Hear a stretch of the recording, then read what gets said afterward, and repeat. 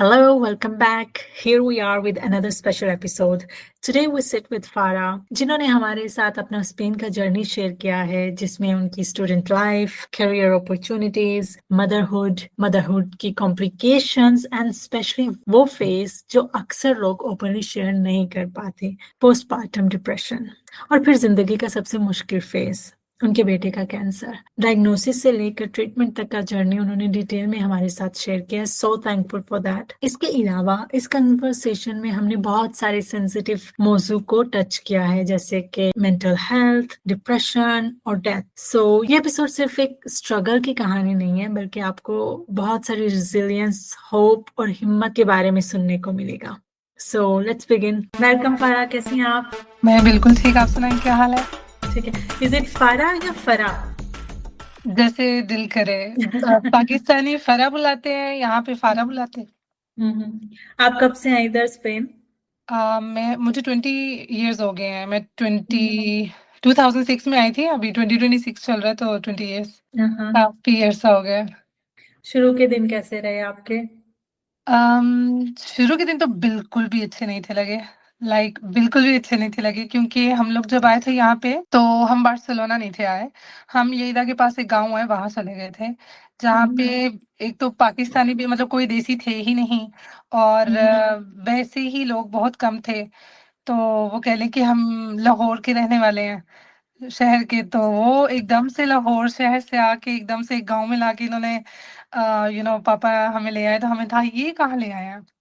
सो काफ़ी हम लोगों ने शोर डाला कि हमको वापस भेजें, हमने नहीं यहाँ पे रहना।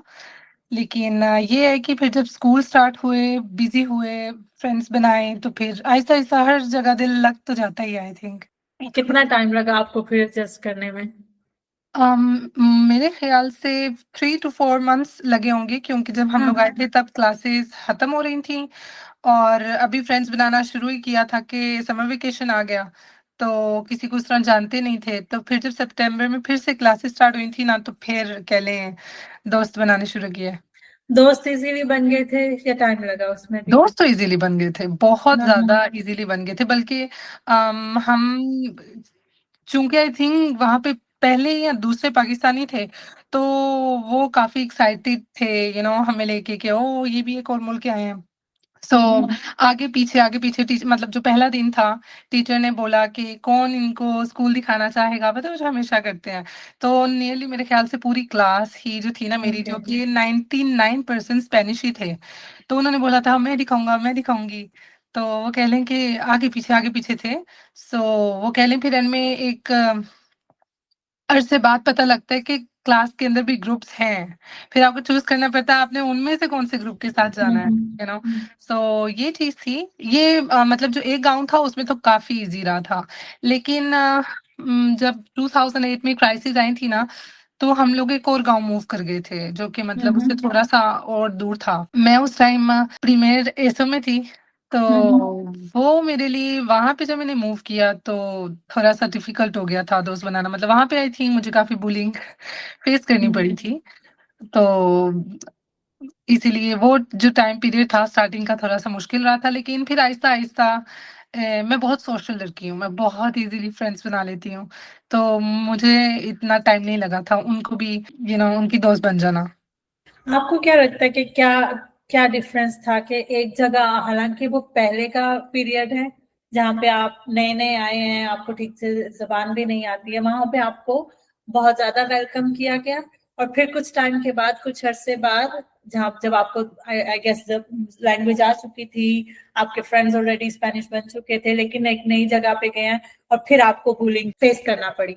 ऑनेस्टली बताऊँ तो जो बुलिंग थी वो खुद इमिग्रांटिस की तरफ से आ रही थी। मतलब वो स्पेनिश लोग नहीं थे, वो ज़्यादातर जो मार्रुएकोस के या अल्जीरिया के जो लोग थे, उन लोगों ने ज़रा ज़्यादा किया था मुझे टारगेट। स्पेनिश तो मेरे दोस्त थे। दे जो मतलब ये एक मेरी क्लास में ना क्लास फेलो थी, वो हिजाब लेती थी, वो मोरक्कन थी। सो आई रिमेंबर कि मेरे जो स्पेनिश दोस्त मतलब क्लास फेलोज़ थे, वो उसका दोस्त नहीं थे बनते, क्योंकि वो हिजाब लेती है। सो वो मुझे कहते थे कि तुम्हें चूज़ करना पड़ेगा, या तो तुम उससे बात करोगी या तुम हमारी दोस्त बनोगी। तो स्टार्टिंग में कह लें कि एक ग्रुप में फ़ील करने के लिए और अपने दोस्त बनाने के लिए मैं उनकी तरफ ज़्यादा कायल हो गई थी कि ठीक है, मतलब मुझे भी दोस्त बनाने हैं, तो मैं इससे बात नहीं करती। लेकिन जो वक़्त गुज़रा तो मुझे काफ़ी शर्मिंदगी हुई थी अपनी उस हरकत पे कि मतलब उस लड़की ने मेरा कुछ नहीं बिगाड़ा। मैं उससे जस्ट बिकॉज़ वो हिजाब लेती है इसलिए मैं उससे बात नहीं कर रही ताकि वो स्पेनिश मेरा दोस्त बन जाए और मुझे अच्छा फ़ील हो वग़ैरह। तो एक टाइम आया था आई थिंक कुछ महीने बाद ही कि मैंने डिसाइड किया कि नहीं मुझे तुम लोग का दोस्त नहीं बनना। सो अगर वो मेरे से बात करना चाहती है तो मैं तो उससे बात करूँगी। वहाँ पे मैंने नोटिस किया कि फिर आहिस्ता-आहिस्ता स्पेनिश मेरे से दूर हो गए थे। जब मैं मर्रोकीज़ में काफ़ी चली गई थी, इन्वॉल्व हो गई थी, मेरे उस तरह के दोस्त काफ़ी बन गए थे।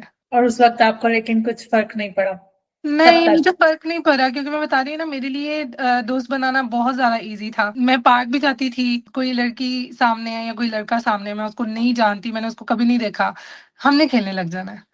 हुँ, तो हुँ। मेरे लिए फ्रेंड्स बनाना काफ़ी ईज़ी रहा है हमेशा से, सो मुझे आई थिंक इस चीज़ का इश्यू नहीं हुआ। अलबत्ता वो कह लें अगर मैं अपीयरेंस की बात करूँ तो उसमें थोड़ी-सी चीज़ें थी जो मुझे बॉदर करती थी क्योंकि मुझे बहुत वियर्ड लगता था। ज़ाहिर-सी बात है बचपन में कभी ऐसी चीज़ें सिखाई नहीं गई हैं कि जो गोरे हैं वो गोरे ही हैं, जो सांवले हैं वो सांवले हैं, ये वाली चीज़ें मतलब हमने नहीं कभी फेस की। तो ये था कि मेरा ना रंग सांवला भी नहीं था, गोरा भी नहीं था, मेरा ना रंग थोड़ा-सा येलो-येलो था। मुझे नहीं पता है क्यों मेरी बचपन से ही ना नोज़ ब्लीडिंग बहुत ज़्यादा होती थी। सो आई डोंट नो वो इस वज़ह से था। सो आई रिमेंबर मुझे ना इस चीज़ में बहुत चिढ़ाते थे कि जो cartoon Simpsons I don't know आपने देखे हैं कि नहीं?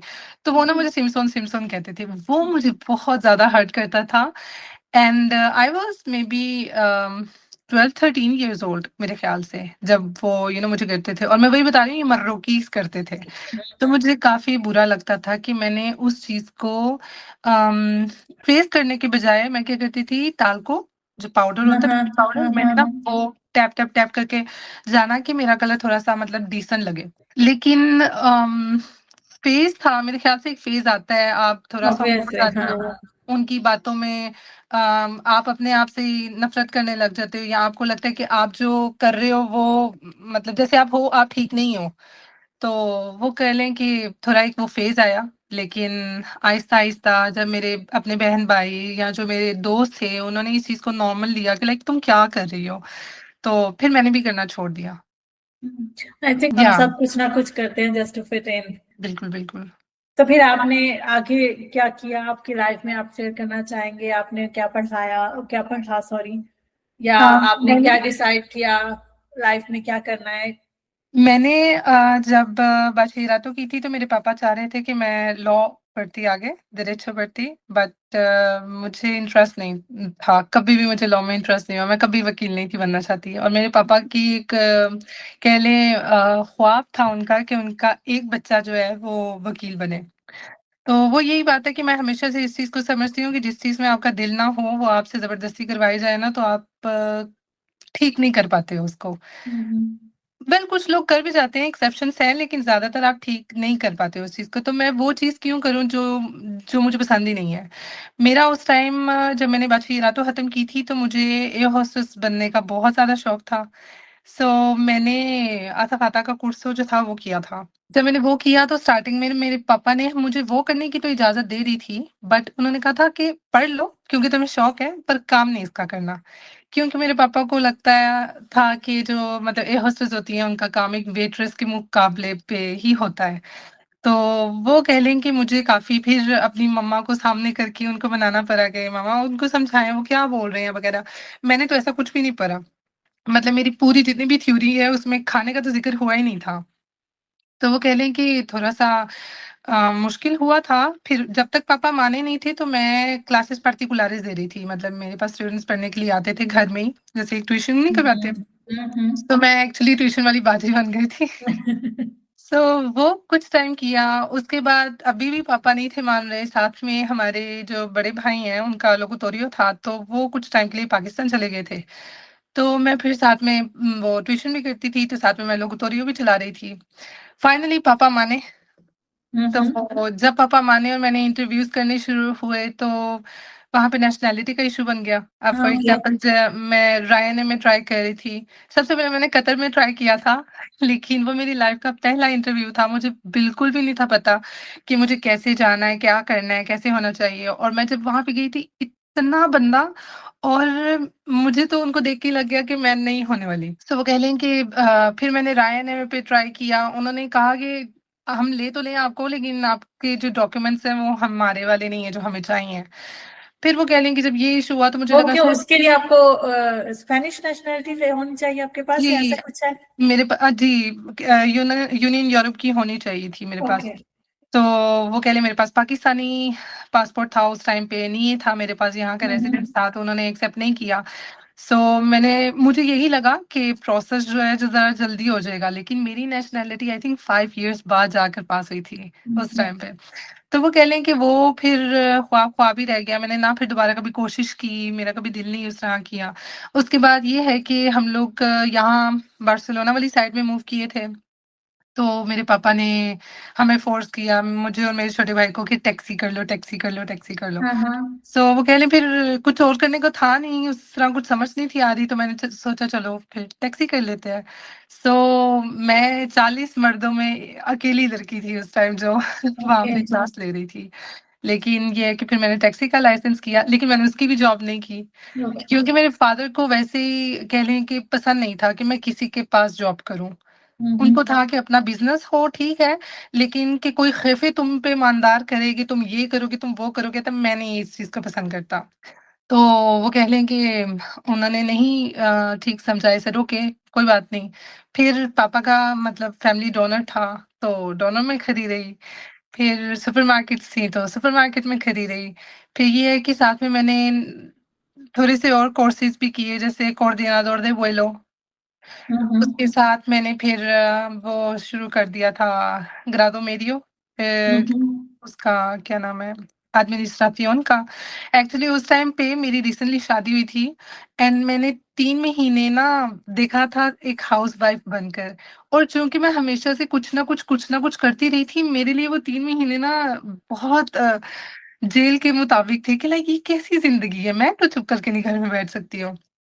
सो मैंने बोला कि मैं कुछ करना चाहती हूँ। ही सेड जो मर्ज़ी तुम्हारा दिल करे। अब मुझे था कि जॉब तो शायद नहीं मिलेगी, क्योंकि कभी एक्सपीरियंस रहा ही नहीं, तो चलो पढ़ लेते हैं। उस टाइम मैं सितंबर में आई थिंक मैंने प्लाज़ास ढूँढने शुरू किए थे, और मुझे कोई प्लाज़ा नहीं था मिल रहा। मतलब यहाँ पे तकिरीबन हर कोर्स के लिए ऑब्वियसली हाँ, ग्राडो उस वक़्त तक तो सुपेरियर, स्टार्ट हो जाते हैं। बिल्कुल, वो कह लें tanto superior como medio, किसी में मुझे प्लाज़ा नहीं था मिल रहा। तो मुझे था पाए शायद मुझे लाइक मेडियो में भी अगर मिल जाता ना प्लाज़ा, जस्ट बिज़ी रहने के लिए, क्योंकि बाकी तो मैंने ऑलरेडी कर ली थी। जस्ट बिज़ी रहने के लिए मुझे था कि मैं कर लूँगी, कोई राइट। मसला नहीं है। सो कह लें फिर मैंने वो 2 साल किए, वो करके मैं फ़ारिग हुई थी, और उस टाइम पे मैं ऑलरेडी प्रेग्नेंट भी हो गई थी, फिर मेरा बेबी भी हो गया था, मैं स्टिल पढ़ रही थी। हुँ, तो फिर जब मैंने वो ख़त्म किया, मैं फिर फ्री हुई, और 2 मंथ्स बाद मैंने कहा मैं फिर से फ्री हो गई हूँ, ये कैसा? नहीं, नहीं, नहीं, नहीं, मुझे नहीं इस तरह घर में रहना है। फिर मैंने एयरपोर्ट पे जॉब स्टार्ट की थी रायनेयर के लिए चेक इन हुँ, एजेंट की। हुँ। तो वो कह लें कि 3 से 4 महीने मैंने किया, और बहुत अच्छा एक्सपीरियंस रहा, क्योंकि मैंने फॉर द फर्स्ट टाइम किसी के पास काम किया था। तो बहुत, बहुत, बहुत, बहुत अच्छा मेरा एक्सपीरियंस रहा था, मुझे बहुत मज़ा आया। लेकिन ये है कि उस टाइम पे मैं पोस्टपार्टम डिप्रेशन में जा चुकी थी। सो वो कह लें कि जब उन्होंने मुझे न्यू कॉन्ट्रैक्ट ऑफ़र किया ना, तो मैं काफ़ी पज़ल हो गई थी। मुझे अभी भी याद है कि मैं अपने ख़ैफ़े के सामने रोई भी थी कि मैं रहना चाहती हूँ, बट मैं रहना नहीं भी चाहती हूँ। मुझे समझ नहीं आ रहा है कि मैं क्या करूँ? सो मेरे हस्बैंड ने मुझे बोला कि अभी आई थिंक तुमको ज़रूरत है कि तुम आराम करो, क्योंकि तुम रिकवर। कुछ ना कुछ कर ही जा रही हो, कर ही जा रही हो। मतलब प्रेगनेंसी के दौरान भी, प्रेग्नेंट हो म बेबी के बाद भी, और क्लासेस खत्म होने के बाद भी, तो आई थिंक तुम्हें आराम चाहिए। फिर मैंने रेनुन्सियार कर दिया कि ठीक है, मैं नहीं आगे कंटिन्यू करना चाहती हूँ। मैंने न्यू ऑफ़र जो उन्होंने दी थी एक्सेप्ट नहीं की। फिर वो कह लें वहाँ पे मुझे आया कि मेरे हस्बैंड को पता है कि मुझे घूमना बहुत पसंद है। ही सेड टिकट करवाओ और जाओ।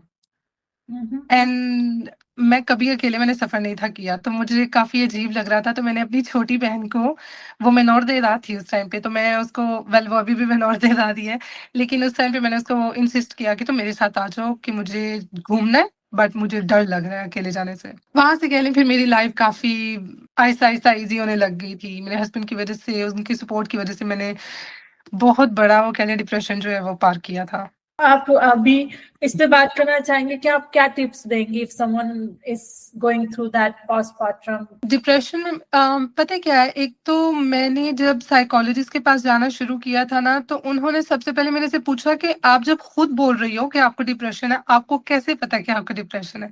कि मतलब कैसे आप इस चीज़ को आइडेंटिफ़ाई कर पा रही हो कि अच्छा मुझे ये हो रहा है, ये डिप्रेशन है। सो उस टाइम मुझे बिल्कुल समझ नहीं था आ रहा, मैं एक्चुअली में इज़ान को एक्सेप्ट ही नहीं थी कर रही। मतलब ऑब्वियसली वो मेरा बच्चा है, मैं उसे बहुत प्यार करती हूँ और मतलब सब कुछ जो एक माँ चाहती है, मतलब एक औलाद मिली है, एक नेमत है। बट एकदम से ना मैंने उसको एक्सेप्ट करना छोड़ दिया था।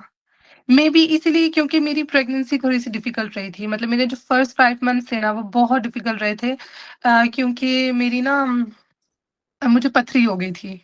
हाँ, हाँ। तो वो कह लें जो वो पथरी थी वो एक उस मुझे उसका बिया का नाम नहीं आता, वहाँ पे फँस गई थी जिसकी वज़ह से मैं जो भी खा रही थी मैं उल्टी कर देती। तो मैं लिटरली दिन में 25 टू 30 टाइम्स मिनिमम वॉमिटिंग कर रही थी।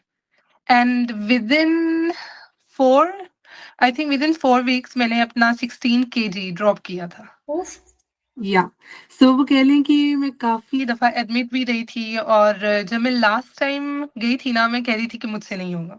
मैं नहीं ये कर सकती, आई एम सॉरी मुझसे नहीं होगा एंड मैं काफ़ी घबरा गई थी और मैंने डॉक्टर्स को बोला कि बस मतलब उस टाइम मैं उस सिचुएशन में थी कि मैं कह रही थी कि बस इसको या मुझे कुछ कर दो या इसको कुछ कर दो। तो वो कह लें कि उन्होंने बोला कि वो सारी चीज़ें हम बाद में देखेंगे, अभी हमने तुम्हें सिर्फ़ देखना है कि तुम यहाँ से भी जा नहीं सकती हो। तुम्हें एडमिट होना पड़ेगा क्योंकि अगर तुम अभी एडमिट ना हुई तो शायद तुम वापस आ ही ना सको कभी। मतलब वो कहना चाह रहे थे कि हो सकता है तुम्हारी डेथ भी हो सकती है जिस तरह की तुम्हारी भी हालत हुई हुई है। सो वो कह लें कि मेरे ख़्याल से एक औरत जो माँ बनना चाहती है, वो जब उम्मीद करती है कि वो माँ बनेगी, देन उसको प्रेगनेंसी के एक प्रोसेस से गुज़रना पड़ता है जो ऑलरेडी ईज़ी नहीं है। मेरे ख़्याल से वो भी कहीं न कहीं ज़ान के टाइम पे ना मुझे अफ़ेक्ट किया था कि मतलब ये होती है प्रेगनेंसी, ये होता है माँ बनना, ये क्या होता है मतलब? लेकिन फिर अब समझ आता है ना कि कहते हैं कि माँ के पैरों तले जन्नत है, क्यों जन्नत है? अब समझ आ रहा है कि क्यों जन्नत है, वो ईज़ी नहीं है।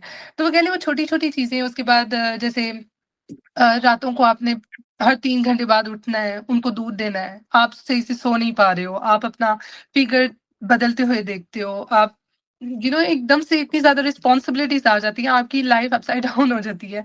तो कुछ लोगों के लिए बहुत ईज़ी है एक्सेप्ट कर लेना ये सब कुछ, कुछ लोगों के लिए ये मुश्किल है एंड मैं अपनी साइकोलॉजिस्ट से भी ये कहती हूँ कि अगर शायद मेरी प्रेगनेंसी इतनी डिफ़िकल्ट ना रही होती, उस टाइम मैंने इतनी मुश्किलातें ना फेस की होती, मेबी मेरे लिए ये वाला प्रोसेस ज़रा ईज़ी होता।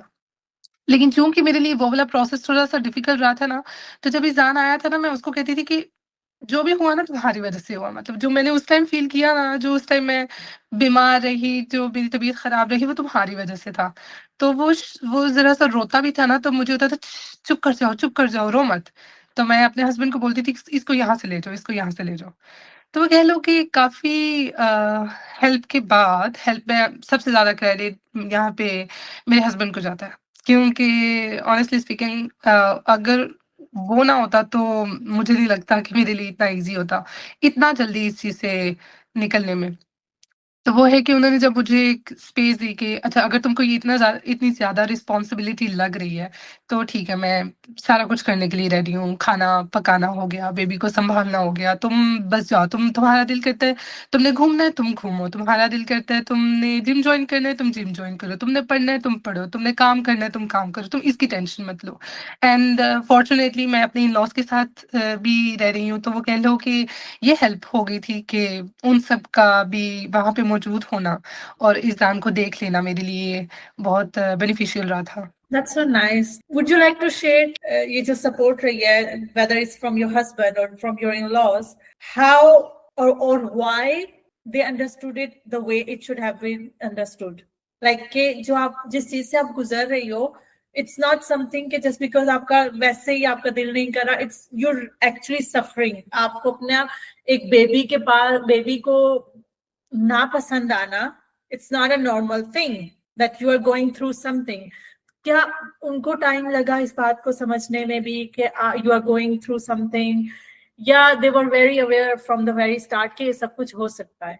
एक्चुअली मुझे लगता है कि वो स्टार्टिंग से ही उनको पता था जो मुझे हो रहा है, क्योंकि मैं ना एक वो कहते हैं ना चुलबुली सी लड़की, हँसती-खेलती रहती है, उछलती-कूदती रहती है इधर-उधर। मैं हमेशा से इस तरह रही हूँ। मैं हमेशा से ही हा वो कहते हैं ना हर एक ग्रुप में एक जोकर होता है, सो मैं हमेशा वो जोकर रही हूँ। तो वो कह लें कि एकदम से वो हँसी-खेलती लड़की के मुँह में चुप्पी लग गई है और वो पता है क्या है, मैं आपको एक पैरेंथेसिस कर रही हूँ बीच में कि एक लड़की जब माँ बनती है उसके खाने की डिफरेंट क्रेविंग्स होती हैं कि मेरा ये खाने का दिल कर रहा है। मेरी ना ऐसा कुछ क्रेविंग नहीं रहा है। हाँ, मेरी हाँ। डिफरेंट काइंड ऑफ क्रेविंग्स थी। मेरा मुझे आवाज़ नहीं थी पसंद। लिटरली मुझे होल प्रेग्नेंसी मुझे होता था कि आवाज़ नहीं करनी। एंड जो स्टार्टिंग के वो जो 5 मंथ्स थे ना, मेरा दरअसल छोटा देवर भी है, तो वो उस टाइम पे आई थिंक 9-10 इयर्स का था, तो उसने अपनी प्लेस्टेशन खेलनी, उसने शोर करना। सो मैं आ गई थी अपनी मम्मा की तरफ और मेरी मम्मा थी पाकिस्तान। तो मैं मामा की तरफ आ गई थी कि घर में कोई नहीं है, मुझे खामोशी होगी और जब मेरी मामा आई थी, तो इन लोगों को बोलना अलाउ नहीं था ऊँची आवाज़ से, तो वो करके बात करते थे। टीवी मेरे घर में बंद हो गया हुआ था। सो मैं कॉल्स नहीं थी अटेंड करती, ना यहाँ पे किसी को फ़ोन आता था तो वो कॉल्स अटेंड करते थे। मुझे लगता है कि ये जब मैंने अपनी प्रेगनेंसी में जो अपना बदला था ना उस टाइम पे, जब इज़ान हुआ तो उन लोगों ने आई थिंक फ्यू वीक्स बाद ये नोटिस करना शुरू कर दिया था कि फ़रा चुप-चुप है। फ़रा वो लड़की नहीं हमें दिख रही है जिसको हमने हमेशा देखा है। वो चाहे मेरे इन-लॉज़ हों, चाहे मेरे अपने पेरेंट्स हों, तो उनको कहीं न कहीं और ऊपर से उन लोगों ने अपनी आँखों से मुझे वो 5 मंथ्स सफ़र करते देखा था। तो मेरे ख़्याल से उन लोगों को पता था कि यार बेचारी ने बहुत सहा है, बेचारी मेरी मदर इन लॉ ये बोलती थी, "बेचारी ने बहुत सहा है, बेचारी ने बहुत सहा है, ये कैसे कर रही है?" मुझे तो फिर वो मुझे हौसला देती, "बेटा इसीलिए कहते हैं माँ के पैरों तले जन्नत है, ये कभी नहीं एहसान चुका सकेगा" वगैरह-वगैरह करके। तो वो कह लें कि उन्होंने हमेशा देखा और वही बात मेरे हस्बैंड, मैंने उनको चूज़ इसीलिए किया था क्योंकि वो दरअसल ना उनका जो अपना छोटा भाई है, वो इन्होंने ही बड़ा पाल किया, इन्होंने ही पाला है। तो ओके। उनको ना आई थिंक एक्सपीरियंस था कि बच्चे को किस तरह पालना है, बच्चे को किस तरह मतलब उसके पैम्पर चेंज करने हैं, उसको सुलाने का टाइम। अक्सर उनकी खुद की मामा को जब मेरी मदर इन लॉ को समझ नहीं थी आती, तो भी मेरे हस्बैंड ही आके अपने भाई को सँभालते थे। तो वो कह लें आई थिंक उनको ना एक्सपीरियंस हो गया था। एंड वैसे भी इन माशाल्लाह माशाल्लाह अल्लाह नज़र बद से बचाए, इन लोग में बहुत ज़्यादा है अपनी मम्मा को लेके। कि मामा को तंग नहीं करना है, मामा की अभी मतलब अगर साइकिल अगर चल रहा है मामा का मंथ का तो मामा आप रेस्ट करें, हम कर देते हैं काम वगैरह। तो इनकी ये छोटी-छोटी चीज़ें थी जो थी आई थिंक जब उन्होंने अपनी मम्मा को उस तरह देखा, तो फिर कोई भी लड़की आ जाए तो उनके अंदर ये चीज़ होता है कि अच्छा ये भी उसी चीज़ से गुज़र रही है जिस तरह हमारी मम्मा गुज़री थी। तो आई थिंक ऑटोमैटिकली मेरे हस्बैंड के अंदर ये वाली चीज़ आ चुकी हुई थी, मेरे आने से पहले ही। तो जिसकी वज़ह से मुझे लगता है मुझे काफ़ी हेल्प मिल गई थी।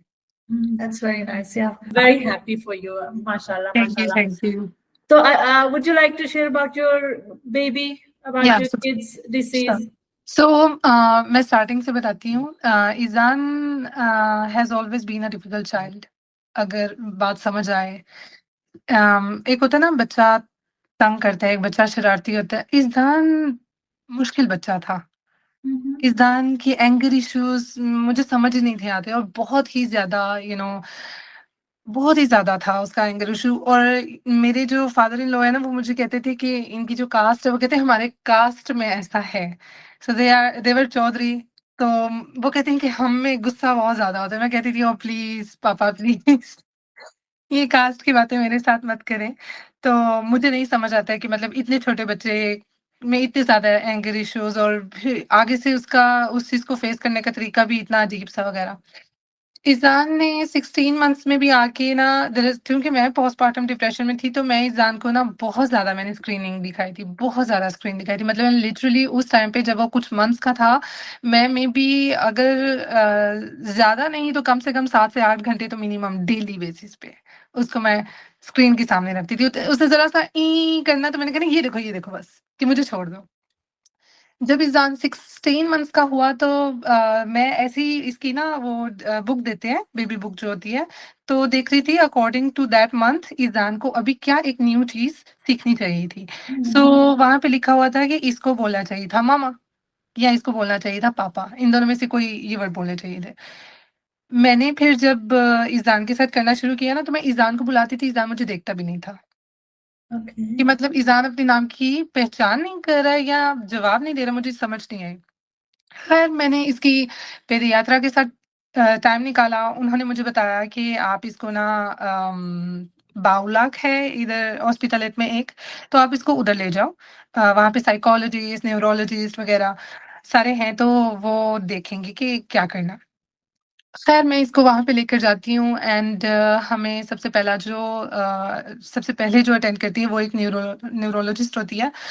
तो वो मुझे बिल्कुल पसंद नहीं आई जिस तरह उसने मतलब सारा उस दिन किया था, क्योंकि मुझे लगा उसने बहुत जल्दी ईज़ान को जज कर लिया है। ईज़ान एक ऐसा बच्चा है जिसको तरीके से आप बताओ, आराम-आराम से बताओ तो ईज़ान सीख जाता है। अगर आप इतनी स्पीड से बताओगे तो शायद नहीं ईज़ान सीख सकेगा। सो वहाँ पे उसने ना खैर इन्फॉर्मे बनाया। एक इन्फॉर्मे जो उसने बाद में सेकंड सी था जो साइकोलॉजिस्ट के साथ था उसको देना था, तो वो काफ़ी उसने ना कह लें नेगेटिव तरीके से इन्फॉर्मेट बनाया, या एज़ अ डॉक्टर उसको जैसा दिख रहा था उसने वैसा बनाया। ख़ैर उसने बोला कि ईज़ान को हाथों की यूँ मूवमेंट नहीं करनी आती है, ईज़ान यूँ करता है, मतलब बेसिकली जो एक ऑटिस्ट बच्चे के ओके। जो होते हैं ना वो है उसको सिम्पटम्स। ख़ैर मुझे ये चीज़ बॉदर नहीं की, बिल्कुल भी बॉदर नहीं की, क्योंकि बच्चे-बच्चे होते हैं। उनको डिफरेंट-डिफरेंट कोई चीज़ होगी बट बच्चे-बच्चे होते हैं, तो मुझे सिर्फ़ ये था कि उसने जिस तरीके से किया, मुझे वो पसंद नहीं आया कि मतलब ईज़ान के सामने एक खिलौना रखा है और वहाँ पे एक बटन है, एक की है जिसको घुमाना है, और उसने ना जल्दी से उसको करके बताया और उसने बोला ईज़ान ये करके दिखाओ, और ईज़ान को नहीं समझ आया। उसने इतनी स्पीड, लाइक मैं बड़ी होके बोल रही हूँ, उसने इतनी स्पीड में किया कि शायद मुझे भी ना दिखता कि इसने किया क्या। ख़ैर मैं जब घर गई ना, मैं बहुत गुस्से में गई। मैंने कहा इसने ऐसे कहा तो कहा क्यों? फिर मैंने ईज़ान को सामने बिठाया और मैंने बॉटल पकड़ी प्लास्टिक की, और मैंने कहा ईज़ान ये देखो, मैंने बॉटल का वो जो कैप है वो बंद किया, फिर खोला और मैंने ईज़ान को बॉटल दी। बड़े तरीके से मैंने उसको फ्यू सेकंड्स के लिए ये चीज़ समझाई और ईज़ान ने बॉटल बंद की और खोल ली। And he was about 6-7 months. He was about 16, 17 month. Okay, sorry. Mhm. तो वो कह लें कि जब उसने ये किया ना, फिर मैंने सर्च करना शुरू किया। पता है आप गूगल तो आपका वैसे ही और दिमाग ख़राब करता है। तो वहाँ पे जब मैंने ये चीज़ करना शुरू की तो वो मुझे यही कह रहे थे कि ऑटिज़्म होगा वग़ैरह। मैं सही बताऊँ, मुझे कोई मसला नहीं था उस चीज़ से, अगर वो हो जाता तो अच्छी बात है कि मैं चाहूँगी अपने बच्चे की हेल्प करना, अगर वो वाक़ई में उसको डायग्नोज़ करते ऑटिज़्म तो। लेकिन मुझे बस उस न्यूरोलॉजिस्ट की वज़ह से गुस्सा आ गया था, तो मैं इज़ान के साथ वो सारी चीज़ें कर रही थी चेक करने के लिए कि जो चीज़ें उसने लिखी हैं कि इज़ान नहीं कर सकता, क्या वाक़ई में इज़ान नहीं कर सकता? Mhm. एंड उसके विज़िता से अगले विज़िट तक आई थिंक 2 मंथ्स की गैप थी, और मैंने 2 मंथ्स में इज़ान को इतना ट्रेन कर दिया था कि जब वो for the first time psychologist के पास गया, तो उसने मेरे से 2 दफ़ा पूछा कि "सेहुरो तुम्हारे बच्चे का नाम मोहम्मद इज़ान है?" हुँ। क्योंकि जो यहाँ पे इन्फॉर्म में मुझे दिख रहा है और जो सामने मेरे बच्चा है वो मैच नहीं कर रहे हैं। एंड मैंने फिर उसको सारी चीज़ बताई, मैं जो मुझे फ़ील हुई थी उस टाइम, जिस तरह मैंने इज़ान को ट्रेन किया वगैरह सब। ख़ैर ये बातें साइड पे करके फिर इज़ान ने अपना गुआर्देरिया शुरू किया। फिर इज़ान इतना सोशल नहीं है, मतलब इज़ान को खेलना पसंद है बट उसको दोस्त बनाने इतना पसंद नहीं है कि मेरा कोई बेस्टी बनकर रहे। फिर इज़ान ने स्कूल स्टार्ट किया, बहुत अच्छा सब कुछ चलता रहा। इज़ान बहुत हैप्पी बच्चा रहा है हमेशा से, एंगर इश्यूज़ के अलावा।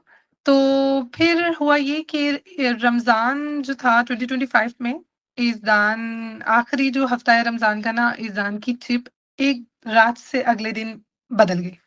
और ऐसी बदली कि मुझे समझ ही नहीं आया कि ये उठते साथ रो रहा है, मैंने स्कूल नहीं जाना, मैंने ये नहीं करना, मैंने वो नहीं करना, स्कूल छोड़ कर आई हूँ तो भी रोई जा रहा है, मुझे छोड़े ना। फिर उसको स्कूल लेने के लिए गई अच्छा, हूँ, फिर रोई जा रहा है। जी, सॉरी, जब आप वो जो सेकंड विजिट पे गए हैं, जी। तो उन्होंने दोबारा से जब क्वेश्चन किया तो वहां पे फिर सब कुछ ओके हो गया? या ओके हो गया था। ऑब्वियसली उन्होंने थोड़ा-सा, पता है क्या है, आप इतनी जल्दी नहीं फाइनलाइज़ कर सकते हो कि बच्चे को ऑटिज़्म है।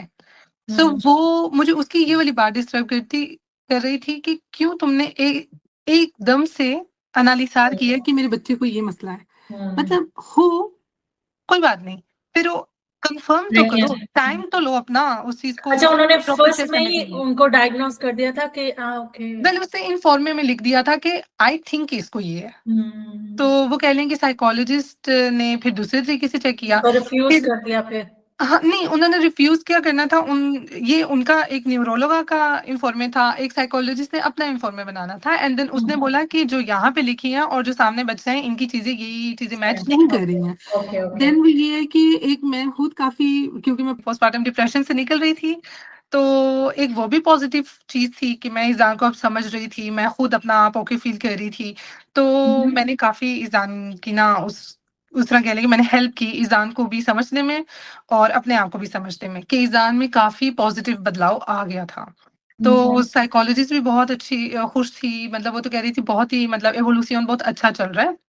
ईज़ान का सिर्फ़ ये है कि ईज़ान का जो कंसंट्रेशन लेवल है वो कम है। जल्दी-जल्दी बोलेगा अच्छा चलो अब ये नहीं खेलना, ये पकड़ लो, अब ये नहीं करना, ये कर लो। तो ये वीडियो नहीं देखनी अब दूसरी कर दो। हाँ, यहाँ पे मैं ये भी कहना चाहूँगी कि मैंने जब उन लोगों ने डायग्नोज़ किया था ना जो इन्फॉर्मे बनाया था जो मुझे पसंद नहीं था आया, उस दिन मैंने ईज़ान की स्क्रीन ज़ीरो कर दी थी। उस दिन से लेके 2 मंथ्स अगले तक जब तक साइकोलॉजिस्ट के पास नहीं था हम लोगों का टाइम आया, मैंने ईज़ान को कोई स्क्रीनिंग नहीं दी एंड मैं मुझे पहले ये बातें सिर्फ़ बातें ही लगती थी, लेकिन मैं ट्रूली कह रही हूँ, अपने बच्चों को स्क्रीन्स मत दिखाओ। स्पेशली आज के दौर पे जो स्क्रीनिंग जिस तरह की अवेलेबल है और जो हमारे टाइम में जो अवेलेबल है, उसमें ज़मीन-आसमान का फ़र्क है। मैं बचपन में हम लोगों को मतलब 9 से 9:30 स्टार प्लस में एक ड्रामा देखना अलाउ था। अगर है तो। सुबह के टाइम स्कूल जाने से पहले जो पीटीवी पे तिलावत लगती थी, वो मतलब सुन लिया या अली बाबा 40 चोर देख लिए बस। ये हमारी स्क्रीनिंग थी।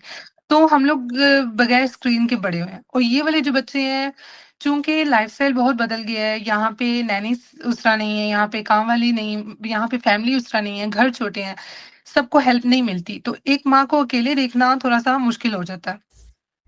तो वो कह लें कि काफ़ी स्क्रीन खत्म करने की वजह से भी ईज़ान में पॉज़िटिव एक चेंज आया था। मुश्किल रहा वो फेज़ जब आपने स्क्रीन टाइम हटाया या हुँ, हुँ। आपने फ़ोकस इतना रखा कि उसको याद ही नहीं रहा स्क्रीन टाइम? नहीं, मैंने उस चीज़ को एक्टिविटीज़ से रिप्लेस कर दिया था, कि मतलब हुँ। हम गेम्स कर लेते हैं, जो कि मैं पहले नहीं थी करती ईज़ान के साथ। हुँ, हुँ। मैं कभी ईज़ान के साथ अकेले बाहर नहीं थी गई। पार्क भी हुँ, जाना है तो हुँ। मेरे हस्बैंड की जिस दिन छुट्टी होगी, वो साथ जाएँगे, मैं ईज़ान को बाहर लेकर जाऊँगी। ईज़ान कभी मेरे साथ अकेले नहीं था गया। देन वो कह लें कि जब इसने तेरसेरो स्टार्ट की थी मतलब 2024 का जो वेरानो था, हम दोनों माँ-बेटे ने अकेले स्पेंड किया। अकेले इन सेंस मेरे हस्बैंड काम पे होते थे एंड मैंने क्या करना, मैंने इज़ान को पकड़ना, हम लोगों ने मतलब ट्रेन करवाई और हम लोग इधर निकल गए और उधर निकल गए, मतलब ऐसे ही घूमते रहे। और वो मेरा मैं कहती हूँ लाइफ का one of the best summer रहा है, अपने बेटे के साथ और ओवरऑल भी। कि मुझे नहीं था पता कि मैं ये सब कुछ कर सकूँगी, देखते हुए कि मैं पीछे किस चीज़ को फ़ॉलो करते हुए आई हूँ। तो मैंने अच्छा, काफ़ी काफ़ी यहाँ पे आपको क्यों लगा कि ये स्क्रीन टाइम का भी इफ़ेक्ट, क्योंकि जब तक तो आप कह रही हैं कि इट वाज़ आपके लिए ईज़ी था बिकॉज़ कि भई कोई तंग कर रहा है तो आप स्क्रीन टाइम फॉरवर्ड कर दें। तो आपके माइंड में एकदम से कैसे आता है कि अच्छा आई थिंक ये जो रिपोर्ट आई है, ये जो इन्फॉर्मे बनाया है, इसका थोड़ा बहुत असर शायद ये स्क्रीन टाइम से भी आ रहा है? एक्चुअली उन्होंने ना मेरे सामने जो मोटिव्स रखे थे कि ईज़ान को मतलब मैंने मुद्दा ये उठाया था कि ये सुनता क्यों नहीं है? जब मैं इसको बुलाती हूँ ये मुझे मुड़ के देखता क्यों नहीं है? तो उन्होंने बोला मेरे सामने कि 4 रीज़न्स उन्होंने रख दिए। तो उन्होंने बोला कि एक रीज़न हो सकता है कि आप इस बच्चे के सामने बहुत ज़्यादा लैंग्वेजेस बोलते हो हुँ, और हुँ। इस बार कि मैं कातालान बोलती हूँ। हुँ, हुँ। जो कि कातालूनिया की ज़ुबान है। तो हुँ, हम हुँ। मैं बता रही हूँ ना हम लोग गाँव से आए थे और गाँव में और lleida वाली साइड में कातालान ज़्यादा मतलब बोली ही कातालान जाती है। तो मैं कातालान बहुत ज़्यादा बोलती थी। हस्बैंड में मेरे को कातालान नहीं थी आती, वो स्पेनिश बोलते थे उसके साथ। दादू-दादा-अब्बू जो है वो उर्दू बोलते थे। चाचू जो है वो इंग्लिश बोलते थे क्योंकि उनका काम ही एक अमेरिकन कंपनी के साथ था तो वो इंग्लिश बोलते थे। तो वो कह रहे हैं कि बहुत ज़्यादा लैंग्वेजेज़ थी। उन्होंने हमसे ये सारे क्वेश्चन किए थे तो वो कहते हैं एक ये रीज़न हो सकता है कि बच्चे को समझ नहीं आ रही है। दूसरा रीज़न उन्होंने बताया था कि स्क्रीन हो सकती है। बच्चा बहुत ज़्यादा स्क्रीन ओके। देख रहा है तो अच्छा, उन्होंने मेंशन किया था। हाँ जी, उन्होंने मेंशन किया था। तो वो कहते हैं कि हो सकता है बच्चा बहुत ज़्यादा स्क्रीन देख रहा है। अब बाकी जो 2 उन्होंने और ऑप्शंस बोली थी वो तो मुझे समझ ही नहीं आया। लेकिन जो चीज़ें उन्होंने बोली थी ना मैंने उस पे ज़्यादा ध्यान देना शुरू किया कि नाइस। अगर इन्होंने ये 4 चीज़ें बोली हैं ना तो मैं इन सबको ख़त्म करने की कोशिश करती हूँ। मैं देखती हूँ कि तब ईज़ान में चेंज आता है कि ईज़ान अभी भी नहीं बोलेगा क्योंकि स्पीच डिले का प्रॉब्लम होना शुरू हो गया था। हुँ, हुँ, हुँ। तो ये नहीं कि सिर्फ़ ईज़ान सुन नहीं रहा, ईज़ान बोल भी नहीं रहा है इस पॉइंट पे। तो वो कह लें कि मैंने उन ईज़ान के साथ जो पहले मैं डिफरेंट डिफरेंट लैंग्वेजेज़ बोल रही थी, मैंने ईज़ान के साथ सिर्फ़ एक ही लैंग्वेज बोली। कतालान। फिर मेरे से बहुत लोग पूछते भी हैं कि मैंने कतालान ईज़ान के साथ क्यों बोली? क्योंकि एक तो मैं यूज़्ड टू हूँ, मैं अपने घर में अपने बहन-भाइयों के साथ मैं कतालान में ही बात करती हूँ। दूसरा कि मुझे था कि मैंने ईज़ान को गुआर्देरिया में डालना है, तो अगर मैंने उसको गुआर्देरिया में डालना है और उसको ऑलरेडी स्पीच डिले का प्रॉब्लम है, तो उसको टीचर से कम्युनिकेट करने के लिए या बाकी बच्चों के साथ कम्युनिकेट करने के लिए वो आना चाहिए जो वो भी बोलते हैं। सो मैंने ईज़ान को इस वज़ह से कतालान जो था वो ज़रा ज़्यादा उस पे फ़ोकस किया था एंड स्क्रीन मैंने एकदम से बंद कर दी थी। मैंने कहा चलो कोई नहीं बच्चे के साथ एक्टिविटी कर लेती हूँ। समटाइम्स बहुत अवज़ारी भी होती थी कि अब क्या मतलब कहाँ से अब कोई और न्यू एक्टिविटी सोचूँ और करूँ, लेकिन करना पड़ता है। अगर आप एक पॉज़िटिव रिज़ल्ट चाहते हो तो आपको ये चीज़ें करनी पड़ती हैं, आपको पसंद आए या ना आए एंड ट्रस्ट मी कि ये सब कुछ जो मैंने किया मुझे विदिन मंथ्स मतलब मैं 2 टू 3 मंथ्स की बात कर रही हूँ, ईज़ान में चेंज आया और मैं शॉक्ड हो गई थी कि मैं क्या कर रही हूँ। लेकिन मुझे साइकोलॉजिस्ट कहती है कि तुम्हारी भी गलती नहीं है क्योंकि तुम खुद लड़ रही थी। हुँ। सो ये था बैक टू जो रमज़ान वाली बात थी कि ईज़ान रमज़ान के आखिरी जो हफ्ता है उसमें ये बहुत सॉरी, ज़्यादा जो आप बताने लगी हैं बात, इस टाइम पे अज़ान की क्या एज थी? ईज़ान वाज़ 3। 3। ठीक। तो रमज़ान मतलब वो पेट रेस में जा रहा था। बहुत अच्छा, बहुत खुश मतलब मैं आपको कभी वीडियोज़ दिखाऊँ तो ईज़ान ऐसा बच्चा रहा उस टाइम तक मतलब रमज़ान के लास्ट वीक से पहले तक कि अगर कॉन्सियर्टो दे नाताल ये जो क्रिसमस कॉन्सर्ट बच्चे स्कूल में करते हैं, उसमें ईज़ान खुद जाके माइक पकड़ के गाना गा रहा है और क्लास के और किसी बच्चे को गाना नहीं आता, वो जस्ट हिल रहे हैं। और इज़ान ऊँची-ऊँची आवाज़ से लगा और सारे हँस रहे हैं और पूछ रहे हैं, "ये तुम्हारा बेटा है? ये तुम्हारा बेटा है?" जो कि मेरे लिए बहुत ही प्राउड मोमेंट था एज़ अ मदर। तो मैं बहुत खुश थी कि मतलब देखो मेरा बच्चा कहाँ से कहाँ तक आया। लेकिन आफ्टर वो कह लें कि रमज़ान चीज़ें बदलने लग गईं। इज़ान बहुत ज़्यादा चिड़चिड़ा हो गया, मतलब पहले से भी ज़्यादा। बहुत ज़्यादा सुबह उठ के सोने तक इज़ान का रोना नहीं था खत्म होता। ये चीज़ें फिर आहिस्ता-आहिस्ता इसमें एक और चेंजेस आने लगे कि मैं हमेशा से ही जिस दिन ये पैदा हुआ था, डे 1 से इज़ान बैक सीट पे अकेले बैठा है। मतलब ज़्यादातर यहाँ पे होता है मदर्स जब बेबी होते हैं तो उनके साथ ही पीछे बैठ जाती हैं। क्योंकि मुझे पता था कि बहुत ज़्यादा मैंने खुद ड्राइविंग करनी है तो मैं इसको आदत पहले से ही लगवा दूँ कि आपको अकेले ही बैठना है। तो वो कह लें कि वो हमेशा अकेले बैठता रहा है। ऑटोबिया में 120 की स्पीड पे जाती रही हूँ, कभी कोई मसला नहीं हुआ। अचानक से इज़ान के अंदर ये चेंज आता है, "मम्मा स्पीड स्लो करो, मम्मा मुझे डर लग रहा है" और वो ऊँची-ऊँची आवाज़ से चिल्लाए, आहिस्ता करो, मुझे डर लग रहा है" और मुझे गुस्सा आता था कि ये क्या कह रहा है? मैं ऑटोबिया में 20 की स्पीड पे कैसे चला सकती हूँ? ये क्या बोल रहा है? फिर मेरा इसके साथ कहीं जाने का दिल ही नहीं था करता। खैर ये फिर इसने क्या करना बैठा होता था एकदम से मेरे गले आके लगता था, "मामा मुझे डर लग रहा है, मामा मुझे डर लग रहा है।" मुझे नहीं थी समझ आती कि इसको क्या हो गया, बल्कि मुझे तो लगने लग गया कि इसको कोई भूत दिख रहा है जो मुझे नहीं दिख रहा है। हुँ। मैंने अपनी मम्मा से भी बात की, मैंने कहा मम्मा इस पे ना किसी साये का असर हो गया है, इसकी हरकतें मुझे समझ नहीं आ रही हैं। तो वाक़ई वो प्रॉपर जिन्नों वाली हरकतें ही कर रहा था, जैसे कोई जिन्न नहीं देख लेते। तेज़ चल रही है गाड़ी तो डर जाना, एकदम से आप बैठ के देख रहे हो तो एकदम से वो डर जाना और रात को सोते हुए एकदम से बार-बार रोना, बार-बार रोना। खैर इस बात से अगली 13 जून को इज़ान उठता है पेट दर्द की शिकायत करता है कि उसको पेट में दर्द हो रहा है एंड उसके बाद थोड़ी घंटे बाद ही वो वॉमिटिंग कर देता है और जो पहली चीज़ मेरे माइंड में आती है वो यही है कि उसको शायद गैस्ट्रोएंटेरिटिस हुआ होगा जो कि एक मतलब कॉमन है बच्चों में। नॉर्मल। इज़ान को पहले भी हो चुका हुआ और मैं यही स्वेरो ओराल जो होता है मैं दे देती थी और मुझे था कि चलो कुछ 2-3 दिन पिएगा उसके बाद ठीक हो जाएगा। जब तीसरा दिन गुज़रा एंड मैंने देखा कि ज़ान मतलब ठीक नहीं हो रहा, मतलब या तो कम हो जाए ना, कम भी नहीं हो रहा बल्कि मतलब सेम ही चीज़ है, सेम ही लेवल पे है, उठना है, पेट में दर्द हो रहा है, सोना है, पेट में दर्द हो रहा है और इज़ान बहुत ज़्यादा नढाल होना शुरू हो गया था। नढाल इन सेंस कि मतलब उसको बस नींद ही आती रहती थी। तो मुझे था हाँ, पता नहीं मेरा बेचारा बच्चा कितना थक गया है। ख़ैर फिर उसकी ये तबीयत के साथ में मैंने 9 चक्कर कुल 9 चक्कर मैंने हॉस्पिटल के और काप के और दूसरे क्लिनिक लगाए थे। 13 जून से 6 जुलाई तक मैं 9 दफ़ा गई थी हॉस्पिटल कि इज़ान को कोई मसला है। क्योंकि दिस इज़ नॉट नॉर्मल मेरे बच्चे ने कभी 3 हफ़्ते वॉमिटिंग नहीं की है। कभी मेरे बच्चे ने 3 हफ़्ते के लिए शिकायत नहीं की कि उसको पेट में दर्द हो रहा है। और कह लें कि जब मेरे हस्बैंड ने एक दफ़ा इनको इंसिस्ट भी किया कि आप टेस्ट तो करो, एक्चुअली वो टेस्ट ही नहीं थे कर रहे। बस ऊपर से एक्सप्लोराción करते थे और ठीक है, पैरासिटामोल दे दो बस, अपिरेताल दे दो बस, वो उनका ये था कहना। लेकिन मुझे लगता है एक मदर्स की जो एक वो होती है ना इंस्टिंक्ट, तो वो बहुत स्ट्रॉन्ग होती है कि आपको पता है कि नहीं यार यहाँ पे कोई सीरियस मसला है। खैर, पर फिर भी ना मैंने सीरियस मसला कहीं न कहीं मुझे ये घंटी बज रही थी, लेकिन मुझे ये भी था कि शायद कोई ऐसे ही वायरस होगा, काफ़ी ज़्यादा सख्त वायरस लग गया होगा। एडमिट कर लें यार कुछ टाइम के लिए, 2-3 दिन बाद मेरा बच्चा अलता लेके निकल आएगा। सो वो कह लें कि 9 तारीख को ना, मतलब मेरे 9 दफ़ा जाने के बाद 6 तारीख को सॉरी, मैं गुस्से में जाती हूँ और मैं उनको जाके बोलती हूँ अस्पताल सांन जुआन दे देऊ में, जब डॉक्टर उसको चेक करने लगती है और पता है वो स्कूल तार करते हैं आपका वो लगा के। तो मैंने उसको बोला वेट, इसको टच नहीं करना, कि इज़ान को हाथ नहीं लगाना। पहले मुझे बताओ कि तुम इसकी कोई टेस्ट लोगी, फिर मेरे बच्चे को चेक करना, अदरवाइज़ हम लोग अब यहाँ पे पुलिस बुला रहे हैं। और उस दिन मेरा हस्बैंड काम पे था और मैं इज़ान को अकेले लेकर गई थी, क्योंकि मैं लाइक 3 हफ्ते से देख रही हूँ, मतलब तो ये चौथा हफ्ता शुरू हो गया था and this was not normal at all. कितने डॉक्टर्स ने उसका एक्सप्लोराción फिज़िका किया है, मतलब हाथ लगा के चेक किया है, सब कुछ नॉर्मल है, सब कुछ नॉर्मल है, घर भेज देते हैं। This is not normal. 3 हफ्ते वॉमिटिंग नॉर्मल नहीं होती है।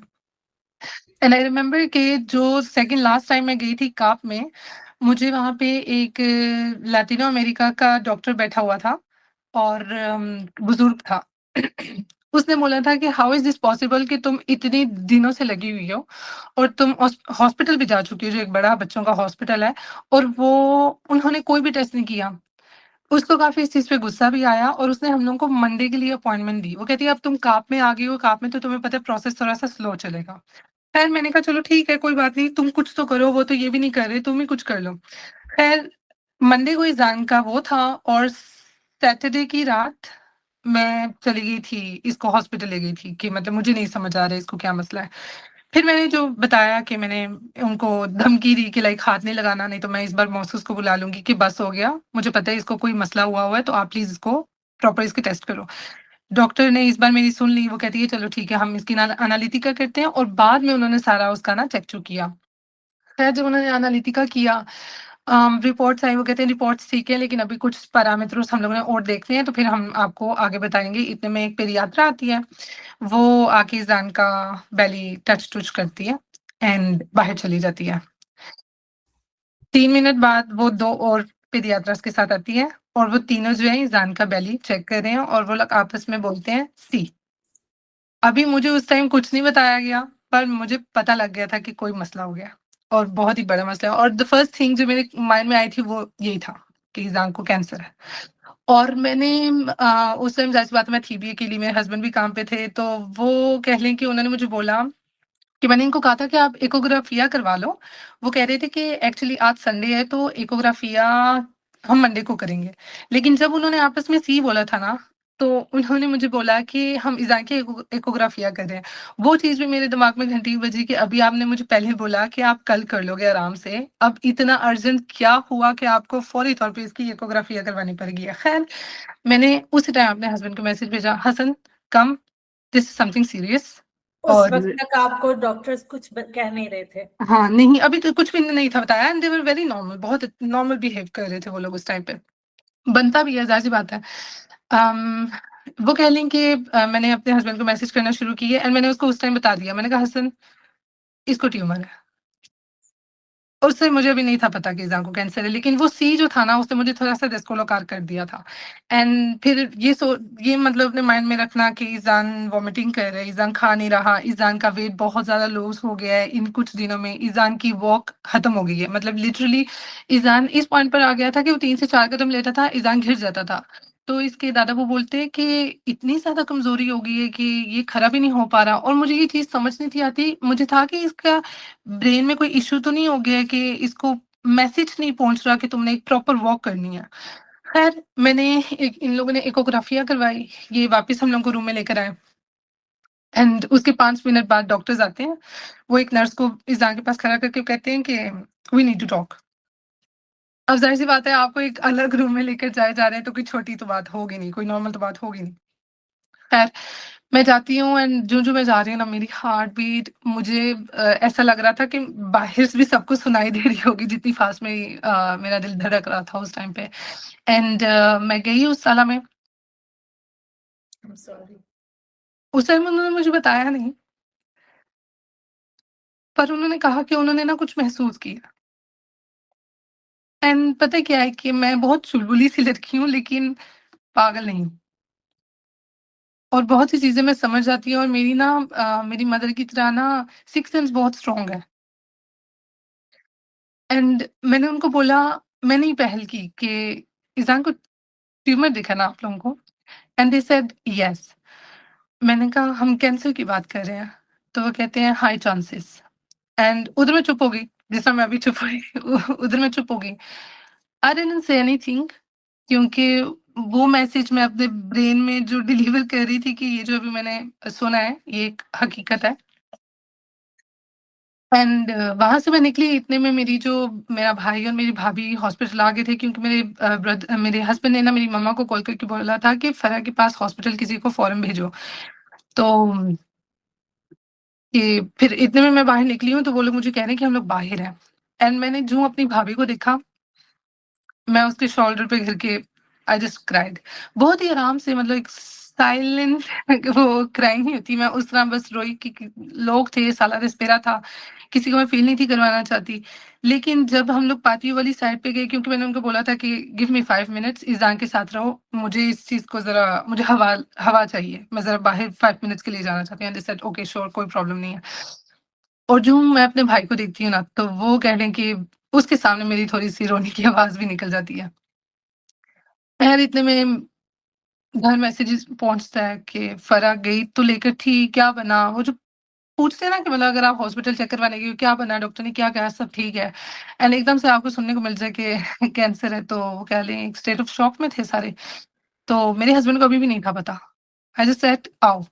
तो वो कहता है फराह क्या हुआ है, क्या हुआ है? मैंने कहा आते हो तो बताता हूँ ना। तो उसको भी पता था कि कोई गड़बड़ हुई है, कि लिटरली कि ओके। फराह नहीं बता रही है, तो कोई तो इश्यू हुआ होगा। लेकिन ये है कि वो ड्राइव कर रहे थे, तो मुझे ये था कि मैं स्ट्रॉन्ग हूँ, वो इन बातों में इतना स्ट्रॉन्ग नहीं है। तो वो इस चीज़ को किस तरह हैंडल करेंगे ड्राइव करते हुए, तो मैं घबरा गई थी। तो वो ये है कि जब वो आए, तो मैंने उनको बताया कि इस तरह है situation. He started crying. Obviously हमारा इकलौता बेटा है, हम लोगों ने बहुत दुआओं से उसको माँगा था। और वो जो दिन थे स्टार्टिंग के, वो काफ़ी डिफ़िकल्ट थे, क्योंकि अब हम लोगों को ये नहीं था सिर्फ़ देखना कि कैंसर, अब हम लोगों को ये भी था कि कौन-सा कैंसर है, कौन-सी स्टेज की हम बात कर रहे हैं, ट्रीटमेंट है, नहीं है, चांसेस कितने हैं। तो वो कह लें कि जो नेक्स्ट फ्यू डेज़ थे ना, वो काफ़ी हमारे लिए डिफ़िकल्ट रहे थे, क्योंकि एक चीज़ है, पर उसके बारे में इन्फॉर्मेशन नहीं है। और अभी दिन लगेंगे कि रिज़ल्ट आए और हमें पता लगे definitivamente क्या चीज़ है। एंड फिर वो दिन आता है ईज़ान के, जब प्रॉपर टेस्ट हो जाते हैं, तो मैं इसकी ऑन्कोलॉजिस्ट आती है और मैं उससे पूछती हूँ कि अ, कौन-सा कैंसर है? फिर वो मुझे कहती है कि न्यूरोब्लास्टोमा है, जो कि 0 से 5 इयर्स के बच्चों में ही कॉमन है, और बहुत ज़्यादा कॉमन है। तो वो कह लें कि मैंने उनसे पूछा कि स्टेज का पता लग गया? तो वो कहती है येस, इट्स स्टेज 4। तो मैंने उसको बोला कि इसका मतलब क्या है? एंड शी सेड कि मतलब इसका ये है कि कैंसर अपनी जगह से निकल के फैल चुका हुआ है। सो ईज़ान के केस में वो उसकी रीढ़ की हड्डी में चला गया हुआ था उस टाइम पे। सो अब ज़ाहिर है, वन्स यू नो दिस, आप अब कर तो कुछ नहीं सकते हो दुआओं के अलावा, क्योंकि ज़ाहिर-सी बात है बाकी सारा काम जो है वो डॉक्टर्स का है। अ, मेरे ख़्याल से मेरे लिए वो वाला मोमेंट मुश्किल रहा ज़्यादा, इसीलिए क्योंकि पता है हर फ़ैमिली में ना मुझे नहीं पता आपकी फ़ैमिली बहुत बड़ी है कि नहीं है, आपके बहुत ज़्यादा कज़िन्स हैं कि नहीं है, पर मैं बहुत बड़ी फ़ैमिली से बिलॉन्ग करती हूँ, लाइक लिटरली बहुत बड़ी फ़ैमिली से। एंड हमारे भी ना कज़िन्स के ग्रुप, मतलब हालाँकि सब एक-दूसरे के साथ बड़े रहते हैं, लेकिन जो कुछ एज में सेम होना, तो उनका ज़रा एक ग्रुप बन जाता है। तो मेरा भी इस तरह एक ग्रुप था। एंड मेरी जो खाला की बेटी है अर्शिया, उस टाइम वो ऑलरेडी कैंसर से लड़ रही थी। सो उसको कोलन कैंसर हुआ था एंड देन वो कैंसर फ्री हुई और उसको फिर से रिकाइदा हुआ और इस बार उसका ओवरी में था। तो वो कह लें कि मैं सोच रही थी कि एक ऑलरेडी मेरी ज़िंदगी का इतना स्पेशल बंदा इस चीज़ से लड़ रहा है कि अब मैं अपने ही खून को भी, अपने ही बेटे को भी इसी चीज़ से लड़ते हुए देखूँगी। लेकिन नो डाउट मैं बहुत स्ट्रॉन्ग रही हूँ। मेबी बिकॉज़ मैं सोचती बहुत अजीब तरीके से हूँ चीज़ों को। मैंने शायद अपनी लाइफ़ में बहुत यंग लोगों की डेथ्स देखी हैं आस-पास। तो मेरे लिए यही है कि जिसकी जब लिखी है उसकी तबाह जानी है। सो वो कह लें इस सब में प्रोसेस के दौरान इज़ान की कीमिया, इज़ान की हालत देखते हुए, जो कि मैं कहने डिटेल में गई तो बहुत लंबी हो जाएगी बताना कि इज़ान के साथ क्या-क्या हुआ और इज़ान किस बच्चे से कौन-सा बच्चा बन गया। और इस ट्रीटमेंट में इज़ान ने क्या-क्या खोया, अपने बाल, अपनी पलकें, अपनी आवाज़, अपनी वॉक, लिटरली इज़ान अपने पैरों पे कद खड़ा भी नहीं था हो सकता। अपना weight, Izaan was such a healthy baby कि मतलब बहुत ज़्यादा healthy and you know the funny thing is मैं ना समझती हूँ कि जो आपकी बहुत ज़्यादा दुनिया में आपकी एक क्लोज़ चीज़ है ना, उसको शेयर नहीं करना कि नज़र लग जाएगी। एंड आपको पता है कि मैंने ना कभी किसी को नहीं था बताया कि आई वाज़ प्रेग्नेंट। मैं बहुत ही एक सस्ती इन्फ्लुएंसर अपने इंस्टा में रही हूँ, जो मेरा प्राइवेट अकाउंट था क्योंकि ये दूसरा अकाउंट मैंने अब बनाया था। लेकिन मैंने कभी नहीं शेयर किया था कि मैं प्रेग्नेंट हूँ। व्हेन इज़ान वाज़ 2 तब मैंने एक पोस्ट लगाया एंड सबको लगा कि मैं प्रैंक कर रही हूँ। Because I never shared about him और मैं अपनी बोंगियाँ सारी शेयर करती थी, लेकिन मैंने ये कभी नहीं पता लगने दिया कि I am a mom of a 2 years old. तो मुझे ना ये वाली चीज़ें बहुत समझ कभी-कभी नहीं आती हैं कि मैंने तो इज़ान को सबसे छुपाया, तो फिर ये जो लोग कुछ आके बोले कि नज़र लग गई है, किसकी नज़र लग गई है? मतलब मुझे लगता है कि इंसान ना जब कुछ गलत होता है ना तो एक एक एक्सप्लेनेशन ढूँढ रहा होता है कि ऐसा जो गलत हुआ है, वो किसी वजह से क्यों? गलत हुआ है। अब वो कौन-सी वजह है तो हम उसको ढूँढते रहते हैं। तो वो कह लो कि कहीं न कहीं लोगों ने दिमाग में ये भी डाला अल्लाह ताला ने आज़माइश में तुम्हें डाला है। तो मुझे ये वाली चीज़ें बहुत डिस्टर्ब करती थी कि लोग ऐसे क्यों बोलते हैं आज़माइश में डाला मतलब मैंने ऐसा क्या किया है कि अल्लाह ताला ने मुझे आज़माइश में डाला है। मैं समझती हूँ कि बस लिखी होती है, आनी होती है और आपने सब्र करना होता है और तवक्कुल करना होता है। उसका मेरी जो कज़िन अर्शिया उसकी डेथ हो गई हुई है। अल्लाह ताला उसको जन्नतुल सॉरी। फ़िरदौस अता फरमाए। हाँ, तो हाँ। उसका ये टाइम लिखा हुआ था और वो बहुत ही स्ट्रॉन्ग ब्रेव गर्ल बन कर गई है। ट्रस्ट मी वो लड़की अपनी खुद इतनी बुरी हालत हालत में वो मुझे कह रही थी, "फ़रा तूने टेंशन नहीं लेनी, हम दोनों ठीक हो जाएँगे।" तो वो कह लो कि जब ईज़ान की सर्जरी के बाद दोबारा से कीमो राउंड स्टार्ट हुए, मुझे वहाँ पे अर्शिया की आवाज़ नहीं सुनाई दी और वो चीज़ जो थी, वहाँ पे आके मैं थोड़ी-सी डाउन हो गई थी क्योंकि जिस बंदे से मैं सुनना चाह रही थी, जिसकी आवाज़ मैं सुनना चाह रही थी, जो मुझे हिम्मत दे, वो बंदा भी इस दुनिया से चला गया था। लेकिन मैं टूटी नहीं। ज़िंदगी का हिस्सा है। हर किसी ने किसी न किसी तरीके से जाना है। सो जो भी अल्लाह ताला ने चैलेंजेस लाइफ़ में लिखे हैं, आपको हैप्पी-हैप्पी उनको एक्सेप्ट कर लेना चाहिए और इस जान को ठीक रहने के लिए उसको हमें ठीक देखना बहुत इम्पोर्टेंट है। सो अगर मैं ऑल द टाइम रोऊँगी और उसके सामने ऐसे फ़ील करवाऊँगी कि वाक़ई बहुत बड़ा इश्यू है, तो इज़ान तो स्ट्रॉन्ग नहीं होगा। सो मुझे स्ट्रॉन्ग बनना पड़ेगा कि इज़ान स्ट्रॉन्ग हो एंड नो डाउट मैं बहुत स्ट्रॉन्ग हूँ। और ये वाली बात हमारे खानदान में फ़ेमस थी कि अर्शिया और मैं बहुत ही ना ब्रेव गर्ल्स हैं एंड हम दोनों के साथ ही ऐसी चीज़ हुई। यहाँ पे इफ यू लेट मी, मैं एक 2 चीज़ें मेरे ज़हन में आती हैं। एक तो ये जो आपने बात की कि आप एक इंसान ना एक ढूँढता है रीज़न कि क्यों मेरे साथ ऐसे क्यों हो रहा है। तो आपको क्या वो आंसर मिला कि क्यों मैंने हो जाए या आंसर ज़रूरी नहीं है? आंसर ज़रूरी नहीं है, मैंने कभी आंसर नहीं ढूँढा। मैं बता रही हूँ ना कि मुझे ये चीज़ें बल्कि डिस्टर्ब करती थी कि अगर आपने मुझे ये मैसेज करके भेजना, ओह! टेंशन नहीं लो, बस अल्लाह ताला ने एक आज़माइश में डाला है, तुमने हिम्मत नहीं हारनी, अल्लाह निकाल देगा। मुझे ऐसे मैसेजेस नहीं पसंद। मैं ऐसी बातें सुनना नहीं पसंद करती। टू बी ऑनेस्ट मुझे किसी के साथ किसी की डेथ पे अफ़सोस करना भी नहीं आता। आई प्रेफर उधर जाके चुप करके बैठ जाना कि मैं हाथ पकड़ के बोलूँ बस, सबने एक दिन चले जाना है, अल्लाह ताला ने ऐसा लिखा था। आई कांट क्योंकि मुझे लगता है कि उस मोमेंट में ना वो सबसे कम ये वाले वर्ड सुनना चाहता ओह है माय! और उसको समझ भी नहीं आ रही है कि तुम बोल क्या रहे हो क्योंकि वो एक कान से सुनेगा दूसरे कान से निकाल देगा। मेरी जो एक छोटी खाला है सबसे उनकी 20 इयर्स की बेटी है। उसकी डेथ हुई थी 2019 में when I went to Pakistan after 10 years. तो मैं एक सरप्राइज़ देने के लिए गई थी एंड मैं पहुँची हूँ और हम लोगों ने सुबह फ़जर के वक़्त निकलना था क्योंकि मेरे बड़ी ख़ाला के बेटे की शादी थी। और रात को 3 बजे कॉल आती है कि जी उनकी डेथ हो गई है। मैं वहाँ पे सबको सरप्राइज़ लेने देने के लिए जा रही थी और मतलब वो क्या सिचुएशन थी। सो मतलब मैं बता रही हूँ ना मैंने यंग डेथ्स देखी हैं।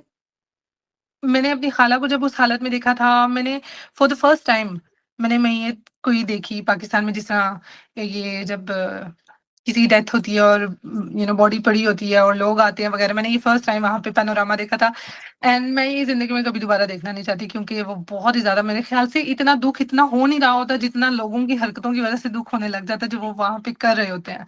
सो मैं अपनी खाला के साथ वो एक रूम में बैठी हुई थी और वहाँ पे एक-एक करके औरतें आई जा रही हैं और जो ही वो कमरे से एंटर होती हैं मतलब बाहर से वो नॉर्मल आ रही होती हैं, जो ही कमरे में एंटर होना ऊँची आवाज़ से हाय करके उनकी आवाज़ निकलना। तो मुझे ये चीज़ ना डिस्टर्ब कर रही थी पर मैं बोल नहीं थी रही बस इज़्ज़त की खातिर कि खाला ने कहना कि मतलब बदतमीज़ी यहाँ पे भी लड़ाई करने लगी है। तो मैं अपनी खाला के पास बैठी हुई हूँ, मैंने खाला से एक दफ़ा बात नहीं की, खाला वो जन्नत में है, खाला आपने टेंशन नहीं लेनी वो तो नाना-अब्बू के साथ है, खाला ये। मैंने कभी कोई बात नहीं की। मैंने अपनी खाला का बस हाथ पकड़ा रखा, घंटों घंटे मैंने उनका हाथ पकड़ा रखा और मैं उनके हाथ को बस अपने हाथ के साथ यूँ किए जा रही थी, किए जा रही थी। क्योंकि मैं अपने आप को उस सिचुएशन में फ़ील कर रही थी, मैं कह रही थी मैं नहीं इंसानों की आवाज़ सुनना चाहती। इसी तरह जब इज़्ज़ान का हुआ था ना, तो ये जो मैसेज है, नज़र लग गई, आज़माइश है, हिम्मत नहीं हारो, मेरा नहीं दिल कर रहा था ऐसे मैसेजेस सुनने का। क्योंकि आप जब बोलोगे ना आज़माइश है, तो मुझे लगेगा मैंने ऐसा क्या किया जो अल्लाह ताला ने मुझे टेस्ट में डाला, तुमको क्यों नहीं डाला? या किसी और को क्यों नहीं डाला? मतलब इतने लोग हैं, मुझे ही क्यों? या तुम बोलोगे ना नज़र लग गई, तो फिर मैं क्वेश्चन करूँगी मैंने तो इस चीज़ को दुनिया से सबसे छुपा के रखा था। मैंने बाकी सारी चीज़ें बताई हैं, मैंने ये नहीं कभी बताया, टारगेट फिर ये क्यों हुआ? तो मुझे ये चीज़ें डिस्टर्ब करती हैं।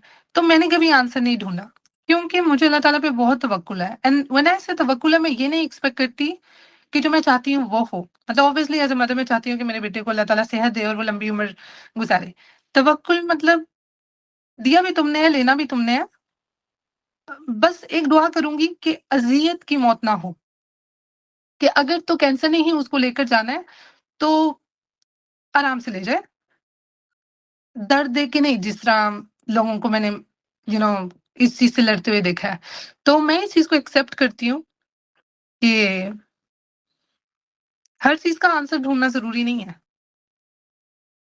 मतलब ज़िंदगी हर चीज़ का ढूँढना और टेंशन या वग़ैरह ऐसा नहीं है, बस एक प्रोसेस है, आप आए हो, आपने गुज़रना है और आपने चले जाना है। मतलब अच्छे से लाइफ़ स्पेंड करो, जो है जिस तरह है मिल रहा, खुश रहो एंड दैट्स इट। मैंने नहीं कभी सोचा। आप शुरू से ऐसी हो या कि लाइफ में फिर कुछ ऐसे-ऐसे चीज़ें हुई हैं कि आपको ये सीखना पड़ा? I am saying it because I am someone who overthinks a lot. मैं बहुत ओवरथिंकिंग करती हूँ और there is something in me that looks for answer. जैसे आपने कहा ना कि क्यों? या तो वो मैं पूछना चाह रही हूँ कि क्या आपको भी एक प्रोसेस में आपने ये सीखा या आप बाय नेचर ऐसे? I admire the way you said कि हर चीज़ का रीज़न नहीं होता and I want to learn कि ये इस चीज़ को क्या आप सीख सकते हैं या there is something in our nature? मैंने एक्चुअली आई थिंक नहीं, मैं हमेशा से ऐसी नहीं थी। मैं अगर सच कहूँ तो ये 2015 में हुआ था। जब मेरे भाई का बेस्ट फ्रेंड की डेथ हुई थी। मैं इसलिए बता रही हूँ मैंने बहुत यंग डेथ्स देखी हैं। मेरे लिए नॉर्मल नहीं कहूँगी लेकिन मेरे लिए मैंने ये काफ़ी एक्सपीरियंस कर ली हुई हैं चीज़ें। मतलब आई एम टॉकिंग अबाउट उन लोगों के लिए जो लिस्टिंग और 30 मेरे साल की भी 25 साल की उम्र की भी नहीं है, उनको मैंने इस दुनिया से जाते हुए देखा है। मैं आपको ऐसे बंदों मतलब गिन के भी कई बंदे हो जाएँगे। जब उसकी डेथ हुई थी ना हमारे गाँव में, तो मैं बता रही हूँ कि मैंने इस तरह फर्स्ट डेथ देखी थी। छोटे की। अव्वल तो मेरी जो छोटी फूफू है उनकी भी death I think she was 35 she was so young जब उनकी डेथ हुई थी। अल्लाह ताला उनको जन्नत फ़िरदौस अता फ़रमाए। लेकिन उनकी फिर अपनी थोड़ी-सी प्रॉब्लम्स थी, थोड़े-से हेल्थ इश्यूज़ थे। मेरे भाई के बेस्ट फ्रेंड का कोई इश्यू नहीं था। हम लोग काम से वापस आ रहे हैं, वो स्विमिंग पूल में मॉनिटर था एंड मैं देखती हूँ कि स्विमिंग पूल के सामने एम्बुलेंस खड़ी हुई है और मैं अपने भाई को कहती हूँ कि जाओ अंदर जाके देखो इस टाइम तुम्हारे दोस्त होते हैं। एंड ही सेड मेरे दोस्तों को क्या होना है, मेरे दोस्तों को क्या होना है? एंड हम लोग घर जाते हैं अभी क्योंकि काम से घर जा रहे थे, जो मैंने बताया लोकोतोरियो में हम लोग काम कर रहे थे। तो वो कह रहे हैं हम लोग घर जाते हैं इतने में मामा ने खाना लगाया हुआ है, हम लोग खाना खाने लगते हैं। अभी मेरे भाई ने लुक़मा भी नहीं, पहला नवाला भी नहीं मुँह में डाला कि एकदम से कॉल आता है, मैं उसकी आँखों में आँसू देखती हूँ और वहाँ से वेल पता लगता है कि उसकी डेथ हो गई है। एंड वो काफ़ी एक कह लें आई थिंक फर्स्ट शॉकिंग डेथ थी, फर्स्ट। तो मैं ना इतनी वो मुझे इम्पैक्ट की, हालाँकि he was not my friend, वो मेरे भाई का दोस्त था, लेकिन चूँकि हम सारे मोहल्ले में रहते थे, सब एक-दूसरे को जानते थे, वो मुझे इतनी ज़्यादा इम्पैक्ट की कि मैं कभी कब्रिस्तान नहीं थी गई। एंड मैं अपने भाई को लेके या अपनी छोटी बहन को लेके उसकी कब्र पे चले जाया करती थी। आई डोंट नो व्हाई। एंड जब मैंने कब्र पे जाना शुरू किया ना लाइक कब्रिस्तान, क्योंकि हमारे इधर पास ही था, मैंने कब्रिस्तान जाना शुरू किया, तो पता नहीं मेरे अंदर ना एक अजीब-सा खौफ आने लग गया था। ऐसा खौफ कि मैं ना कई कई टाइम के लिए इतनी डर गई थी कि मुझे लगता था कि मैं आँखें बंद करती थी ना, तो मुझे लगता था बस साथ ही मालिकुल मौत खड़ी हुई है, साथ ही मालिकुल मौत खड़ी हुई है। इतनी ज़्यादा मैंने उस चीज़ को अपने पे हावी कर लिया था। लेकिन उस चीज़ से जब मैंने उसकी मदर को निकलते हुए देखा ना, जो कि मेरे पापा उनकी बहुत इज़्ज़त करते हैं, उनका नाम आयशा था। तो वो कह लें कि ज जिस तरह मैंने उसकी मदर को इस चीज़ से गुज़रते हुए देखा, वो शायद एक सीख मुझे मिली थी कि यार कितनी हिम्मत है इस औरत के अंदर कि उसने अपने जवान बेटे को इस तरह फौत होते देख के उसकी कब्र पे जाना और उसकी वो उसको चूमना, लेकिन बाद में सबके साथ खुशी-खुशी बात करना। तो जब मैं उससे अकेले में मिलने जाती थी उसकी मामा से, जो कि मैंने कभी नहीं पहले किया, मैं उनके घर जाया करती थी उसकी मामा के पास बैठ के बातें करने के लिए। मैं बता रही हूँ इतना हावी मैंने उस चीज़ को अपने सर पे कर लिया था। तो उनकी जो बातें थी ना, मे बी वो जो थी जिन्होंने मेरी सोच बदली, कि वो बोलती थी कि क्या हुआ? क्या मैंने नहीं जाना? क्या तुमने नहीं जाना? तो तुम्हें पता है कि तुमने बाद में ही जाना है। तो वो जब इस तरह की बातें करती थी ना, तो मैं बहुत ज़्यादा रिफ्लेक्सियोनार करती थी इस चीज़ के ऊपर। तो वहाँ पे मैंने ना अपने ज़हन में बिठा लिया था भाई, ज़िंदगी सफ़र है।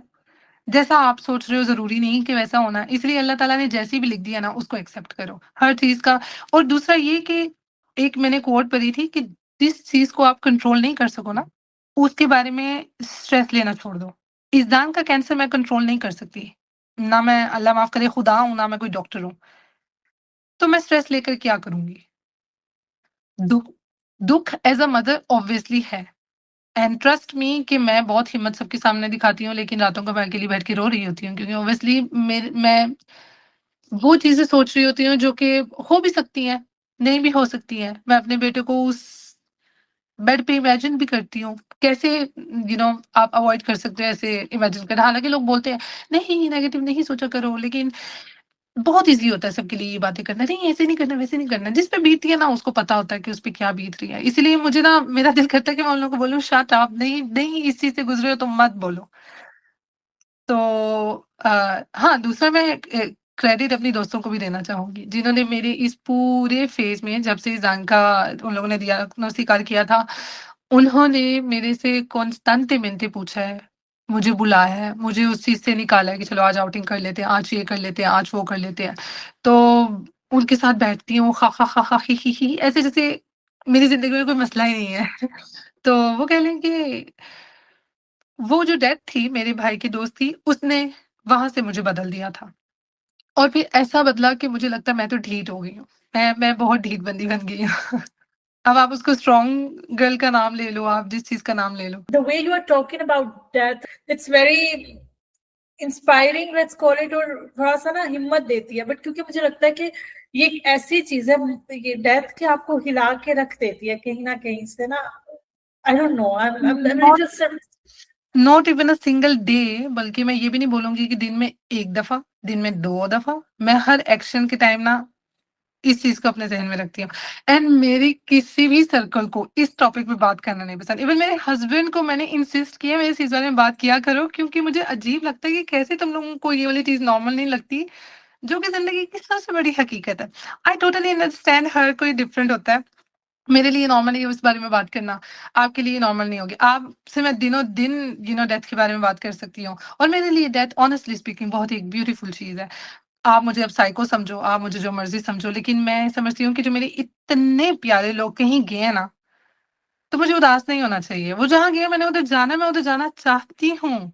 मैं उनसे रियूनीट होना चाहती हूँ। तो मैं और जो कि एक इटर्नल लाइफ होनी है हमारी, मैं कैसे उस चीज़ से घबरा सकती हूँ? मैं कैसे उस चीज़ के बारे में डर सकती हूँ?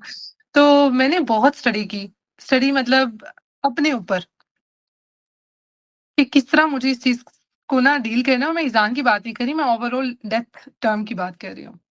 और प्लस ये भी है मैं ना बहुत ही सादगी पसंद लड़की हूँ। मुझे वो कह लें कि मैं जैसे है ना कि मुझे तो भाई लैम्बोर्गिनी चाहिए।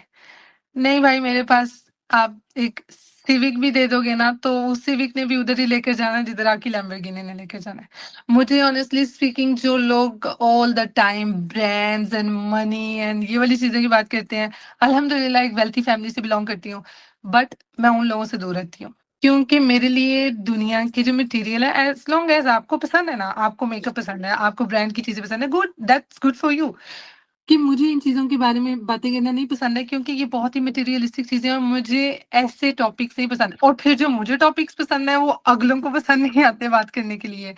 लेकिन खैर para gustos los colores हर किसी की अपनी पसंद नापसंद होती है। लेकिन मैं वो बता रही हूँ कि मैं बहुत ही सादगी मिजाज चीज़ें पसंद करती हूँ। बहुत ही डाउन टू अर्थ रहना कि आप उसको ले लो कि लाइक दुनिया में तरीके से चलो, अपना-अपना काम करो और निकलो। मैं थोड़ी इस टाइप की बंदी हूँ। when you talk about कि अच्छा मैं डेथ के बारे में बात करना चाहती हूँ, what do you want to talk about? कि मैं जानना चाहती हूँ कि लोगों को इससे इतना डर क्यों लगता है? I think it's not about डर, I think it's more about कि हम इसके बारे में सोचना ही नहीं चाहते। वो वो चीज़ मैं समझती हूँ, पर मुझे लगता है कि बहुत सी चीज़ें ना जो बाद में मैंने लोगों को मैं अगर अपनी फैमिली की बात करूँ या मैं अपने आस-पास के सर्कल की बात करूँ, जो मैंने उनको इस रिग्रेट में देखा है कि ये वाली बात उनसे पूछ लेनी चाहिए थी, ये वाली बात कर लेनी चाहिए थी, ये इस तरह कर देना चाहिए था। मैंने अपने पेरेंट्स से पूछा हुआ है कि आप लोगों को किधर दफ़न होना पसंद होगा, यहाँ पे कि वहाँ पे? हालाँकि मेरे पेरेंट्स अल्हम्दुलिल्लाह हेल्दी हैं, बट ये चीज़ें पूछने वाली होती हैं, मम्मा आपकी क्या डिज़ायर है? पापा आपकी क्या? मैंने अपने हस्बैंड से पूछा है और हम लोगों की इस बारे में कह लें एक डिबेट हुई है कि वो कहते हैं कि मैंने तो अपने पाकिस्तान में ही दफ़न होना है। तो मैं कहती हूँ मैंने जब इधर रहना है तो आपने पाकिस्तान क्यों दफ़न होना है? तो फिर मैंने उनको समझाना कि नहीं आप इधर ही दफ़न हो जाओ। कि मतलब बहुत ही फ़िज़ूल सी लोगों को बोलेंगे कि यार ये भी कोई बात है करने वाली, ये भी कोई टॉपिक है जिस पे कोई बात करे। मेरे लिए ये टॉपिक बात करने वाला है। क्योंकि ये चीज़ होनी है और जब ये चीज़ का टाइम आना है ना, उस टाइम मैंने करना ओह! ये क्या चाहता क्या था? करना कैसे था? होना क्या चाहिए था? No, I want to talk about it now ताकि मुझे पता हो कि तब मैंने क्या करना है। मैंने अपने माँ-बाप से पूछा आप लोगों ने किसी का कोई कर्ज़ा उतारना है, नहीं उतारना। मामा आप लोगों की कोई एक ऐसी चीज़ जो आप लोग हम लोगों को कह देना चाहते हैं जो अभी तक आप लोगों ने नहीं की। मैंने अपने पेरेंट्स से हमेशा ये वाली बातें की हुई हैं। बट मुझे शायद ये नॉर्मल लगती है बातें करना, मे बी दैट्स मैंने अर्शिया से बातें की हुई हैं इन इन चीज़ों के ऊपर। उसकी डेथ से बिल्कुल कुछ टाइम पहले विदाउट नोइंग कि she will go within days. तो मे बी बिकॉज़ मेरे बहुत प्यारे बंदे चले गए हैं, इसीलिए मुझे वो है कि वो सब बहुत प्यारा होगा क्योंकि आप I इमेजिन think करते हो कि वो अब ठीक है। तो फिर आपको होता है कि अगर वो ठीक है, तो जहाँ पे वो चले गए हैं, इन दुनिया की परेशानियों की क्योंकि इस ज़िंदगी में इतनी परेशानियाँ आ गई थी, ओह! मैं भी सुकून चाहता हूँ तो भाई लेकिन ख़ैर हर किसी का नहीं अपना-अपना तरीका हाँ, है। नहीं आई थिंक आपने ऑलरेडी बहुत फेस किया है ये, तो वो एक आपको काइंड ऑफ नॉर्मल तो नहीं बट एक चीज है कि ये सर्टन है। वो कहते हैं ना कि जिंदगी में और कोई चीज सर्टन है कि नहीं, लेकिन मौत जरूरी, वो तो हर किसी को है। मुझे बहुत सरप्राइजिंग लगा एक जिस तरह आप अपनी कजन की बात कर रहे हैं अर्शिया की, and the way you handle it, it's very strong कहने बट वेरी ग्रेसफुल। मुझे लगता है कि हमारी सोसाइटी में कि इस चीज़ को बहुत ही ना अजीब तरीके से मैं माज़रत चाहती हूँ, हर किसी की फैमिली के तौर तरीके अलग होते हैं ऑब्वियसली, लेकिन मैंने ये जो मोहल्लों में होते हुए देखा है ना, मुझे बहुत ही वियर्ड लगता है क्योंकि मैंने फॉर द फर्स्ट टाइम देखा था ये और मुझे लगा कि इतना होना नहीं चाहिए था, जितना उस चीज़ को बना दिया गया कि मतलब वहाँ पे मोहल्ले के लोग आए हुए हैं, ठीक है? और बाहर से मैं उनको बरामदे से देखती हूँ कि वो बातें-गप्पे मतलब अगर 3-4 आंटीज़ आ रही हैं, बातें करती हुई आ रही हैं और जो ही दरवाज़े के अंदर कदम रखे और उन्होंने मेरी खाला को देखा तो ऊँची आवाज़ से, क्या ये ड्रामा करने की क्या अच्छा ज़रूरत है? बट मैं कहती हूँ अगर अपने कर रहे हैं ना तो शायद ठीक है, उनके रोने का तरीका होगा। बाहर के लोग इस तरह और उसके बाद वो लाइट चली गई, ठीक है? और लोगों ने उठकर जाना शुरू कर दिया। तो वहाँ पे ना किसी औरत को बुलाया हुआ था, वो माइक पे बात कर रही थी कोई, तो उन्होंने बोला देखो कि इतनी गर्मी तो सह नहीं सकते, तो दोज़ख की गर्मी कैसे सहोगे ना? उन्होंने इस तरह करके बोला। ड्रामेटाइज। लाइक लिटरली जो कुछ जवान लड़कियाँ हमारी एज की होनी है, वो उठकर जा रहे थे। तो मेरी खाला ने ना पीछे से आवाज़ दी अपनी दूसरी बेटी को कि रोटी लगवा दो, खाना लगवा दो। तो मुझे उन लड़कियों की आवाज़ आई, रोटी लग गई है एंड वो बैठने लगी और मैं ना हल्का-सा उठी उनके जवाब देने के लिए और मेरी खाला दूसरी खाला ने ना मुझे पकड़ लिया क्योंकि मैं ना स्ट्रेट फॉरवर्ड हूँ कुछ चीज़ों में। तो मैं ना बोलने लगी थी, मेरी खाला ने बोला, "फ़रा इधर नहीं, अभी नहीं।" मैंने कहा, "but why are they doing this?" और थैंक्स टू गॉड इस बार जब अर्शिया की डेथ हुई है कोई खाने वाला सीन नहीं हुआ। कि मैं समझती हूँ जो ऑलरेडी फैमिली में इतना बर्डन है, वो अपनी एक जान सी प्यारी बेटी को, अपनी बहन को खो चुके हैं वो लोग, उन पे अब आप रिस्पॉन्सिबिलिटी डाल रहे हो कि अब उन्होंने आप सबके खाने का वो इंतज़ाम बंदोबस्त। करना है। व्हाई? और लोगों ने इस चीज़ पे शिकायत की but I am so proud of my खाला जिन्होंने इस बार खाने का कुछ नहीं किया। लोग हैं, वो कहते हैं ना जितने मुँह उतनी बातें, लोग हैं, उतनी मुँह बात है, है। बात तो करेंगे। लेकिन मैं ये कहती हूँ कि मेरी खाला थोड़ी-सी इस चीज़ में मेरी तरह है, वो नहीं इग्नोर करती हैं लोगों की बातें, जिसको जो बोलना है वो बोलने That's दो। better. That's better. But तो I'm very fond of the way you are reacting because it's something कि बहुत hard to handle है, and the way you talk about it, I like the way you are handling it. That's very graceful. That's very graceful. अच्छा, वापस एक इज़ान के बारे में पूछूंगी सवाल। आप तो चले बड़े हैं, आप समझते हैं ट्यूमर क्या है, ये प्रोसीजर है, इसको ये ट्रीटमेंट होगा, इसका ये रिजल्ट होगा या ये नहीं होगा या ये हो सकता, मतलब you understand that being a kid, a very small kid, वो इस सब चीज को कैसे हैंडल कर रहा है? स्टार्टिंग में तो ऑब्वियसली ईज़ान के लिए बहुत मुश्किल था। माशाल्लाह माशाल्लाह से मैं उसकी वाह-वाह नहीं कर रही हूँ बट ईज़ान बहुत ही डिसिप्लिन्ड बच्चा है। उसको पता है कि मैंने किसके सामने क्या किस तरह से बिहेव करना है। वो कहते हैं ना कि हाँ, पुराने ज़माने में माँ ऐसे करके बस नज़र ही घुमाती थी तो बच्चे को पता लग जाता है मामा को गुस्सा आ गया, तो मेरा आज के दौर में ईज़ान के साथ वो वाला रूल है। तो कह लें कि ईज़ान हमेशा से ही बहुत यूँ रहा है। ईज़ान को कभी-कभी डॉक्टर के पास जाना पड़ता था, कभी वायरस हो गया तो ईज़ान को जाना बहुत पसंद था कि जब वो उसको कहते थे कि लेटो, फिर हम आप शर्ट ऊपर करो, तो ईज़ान को ना बहुत पसंद आता था। तो ऑब्वियसली स्टार्टिंग में जब ये सारा हुआ तो उन्होंने चेक करना तो ईज़ान ठीक रहा। लेकिन जब उन्होंने ईज़ान के ब्लड टेस्ट बहुत ज़्यादा करने पड़े थे स्टार्टिंग में एंड उसको वो बार-बार इंजेक्शन लग रहा है, बार-बार इंजेक्शन लग रहा है। वो जो था ना मेरे ख़्याल से ईज़ान के लिए एक बहुत ही पेनफुल एक स्टार्टिंग प्रोसेस रहा कि उसको समझ नहीं था आ रहा। मैं आपको बता रही हूँ कि मैं उन चीज़ों की डिटेल में इसी वज़ह से नहीं थी जा रही कि मैं जब-जब उसका फेस याद करने की कोशिश करती हूँ ना कि उस टाइम पे जब उसको ये हो रहा था, जब वो ऐसे फ़ील कर रहा था, तो उसने किन नज़रों से मुझे देखा था, he was screaming mama help me. तो वो ऊँची-ऊँची आवाज़ से बोल रहा था, उसको 8 डॉक्टर्स ने पकड़ा हुआ है जब-जब इंजेक्शन लगाना है and he is screaming mama help और उसकी सिर्फ़ उसकी नज़र देख के ना मेरे दिमाग में फ़लस्तीन के बच्चे आ जाते थे कि मतलब क्या है ज़िंदगी क्या है? कैसी है? तो वो कह लें कि उसके लिए वो स्टार्टिंग का प्रोसेस थोड़ा डिफ़िकल्ट रहा था। उसके बाद जब कीमो राउंड्स स्टार्ट हुए, क्योंकि आई थिंक इज़ान के 4th या 5th डे में ही इज़ान की कीमो उन्होंने स्टार्ट कर दी थी। स्टेज 4 था दैट्स व्हाई। तो वो कह लें कि कीमो के इफ़ेक्ट्स आहिस्ता-आहिस्ता कुछ दिन बाद आना स्टार्ट होते हैं। तो कह लें हर राउंड में जिस टाइप की आपको मेडिसिन दी गई है, आपको उसके सेकेंडरी इफ़ेक्ट्स आएँगे। तो फर्स्ट राउंड में ईज़ान को बुखार बहुत ज़्यादा हुआ, जिसकी वज़ह से हम लोगों ने बहुत ज़्यादा टाइम हॉस्पिटल में गुज़ारा। सेकंड राउंड में ईज़ान ने अपने आवाज़ खो बैठी थी 2 वीक्स के लिए।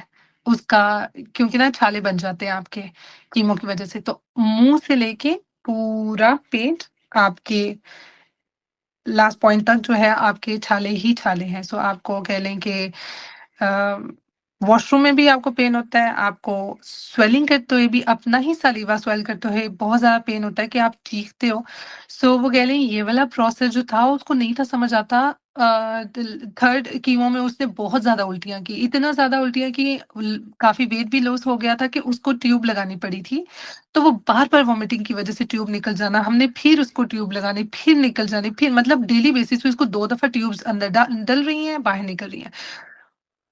मैंने इस दौरान इज़ान को इसने पूछा कि why is this happening to me?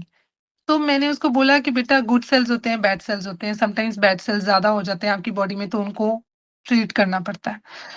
तो मैंने इस चीज़ को इधर से स्टार्ट किया था इज़ान को समझाना कि बेटा वो ना दरअसल आपके ना यहाँ पे एक बॉल बन गया बैड सेल्स का। सो उस बैड सेल को खत्म करने के लिए हमको थोड़ा-सा ट्रीटमेंट चाहिए और समटाइम्स कुछ ट्रीटमेंट्स के सेकेंडरी इफेक्ट्स ऐसे होते हैं कि वो आपको ठीक करते हैं, पर आपको ये भी फेस करना पड़ता है कि लाइक आपको उल्टियाँ भी फेस करनी पड़ेंगी, आपको छाले भी फेस करने पड़ेंगे वगैरह।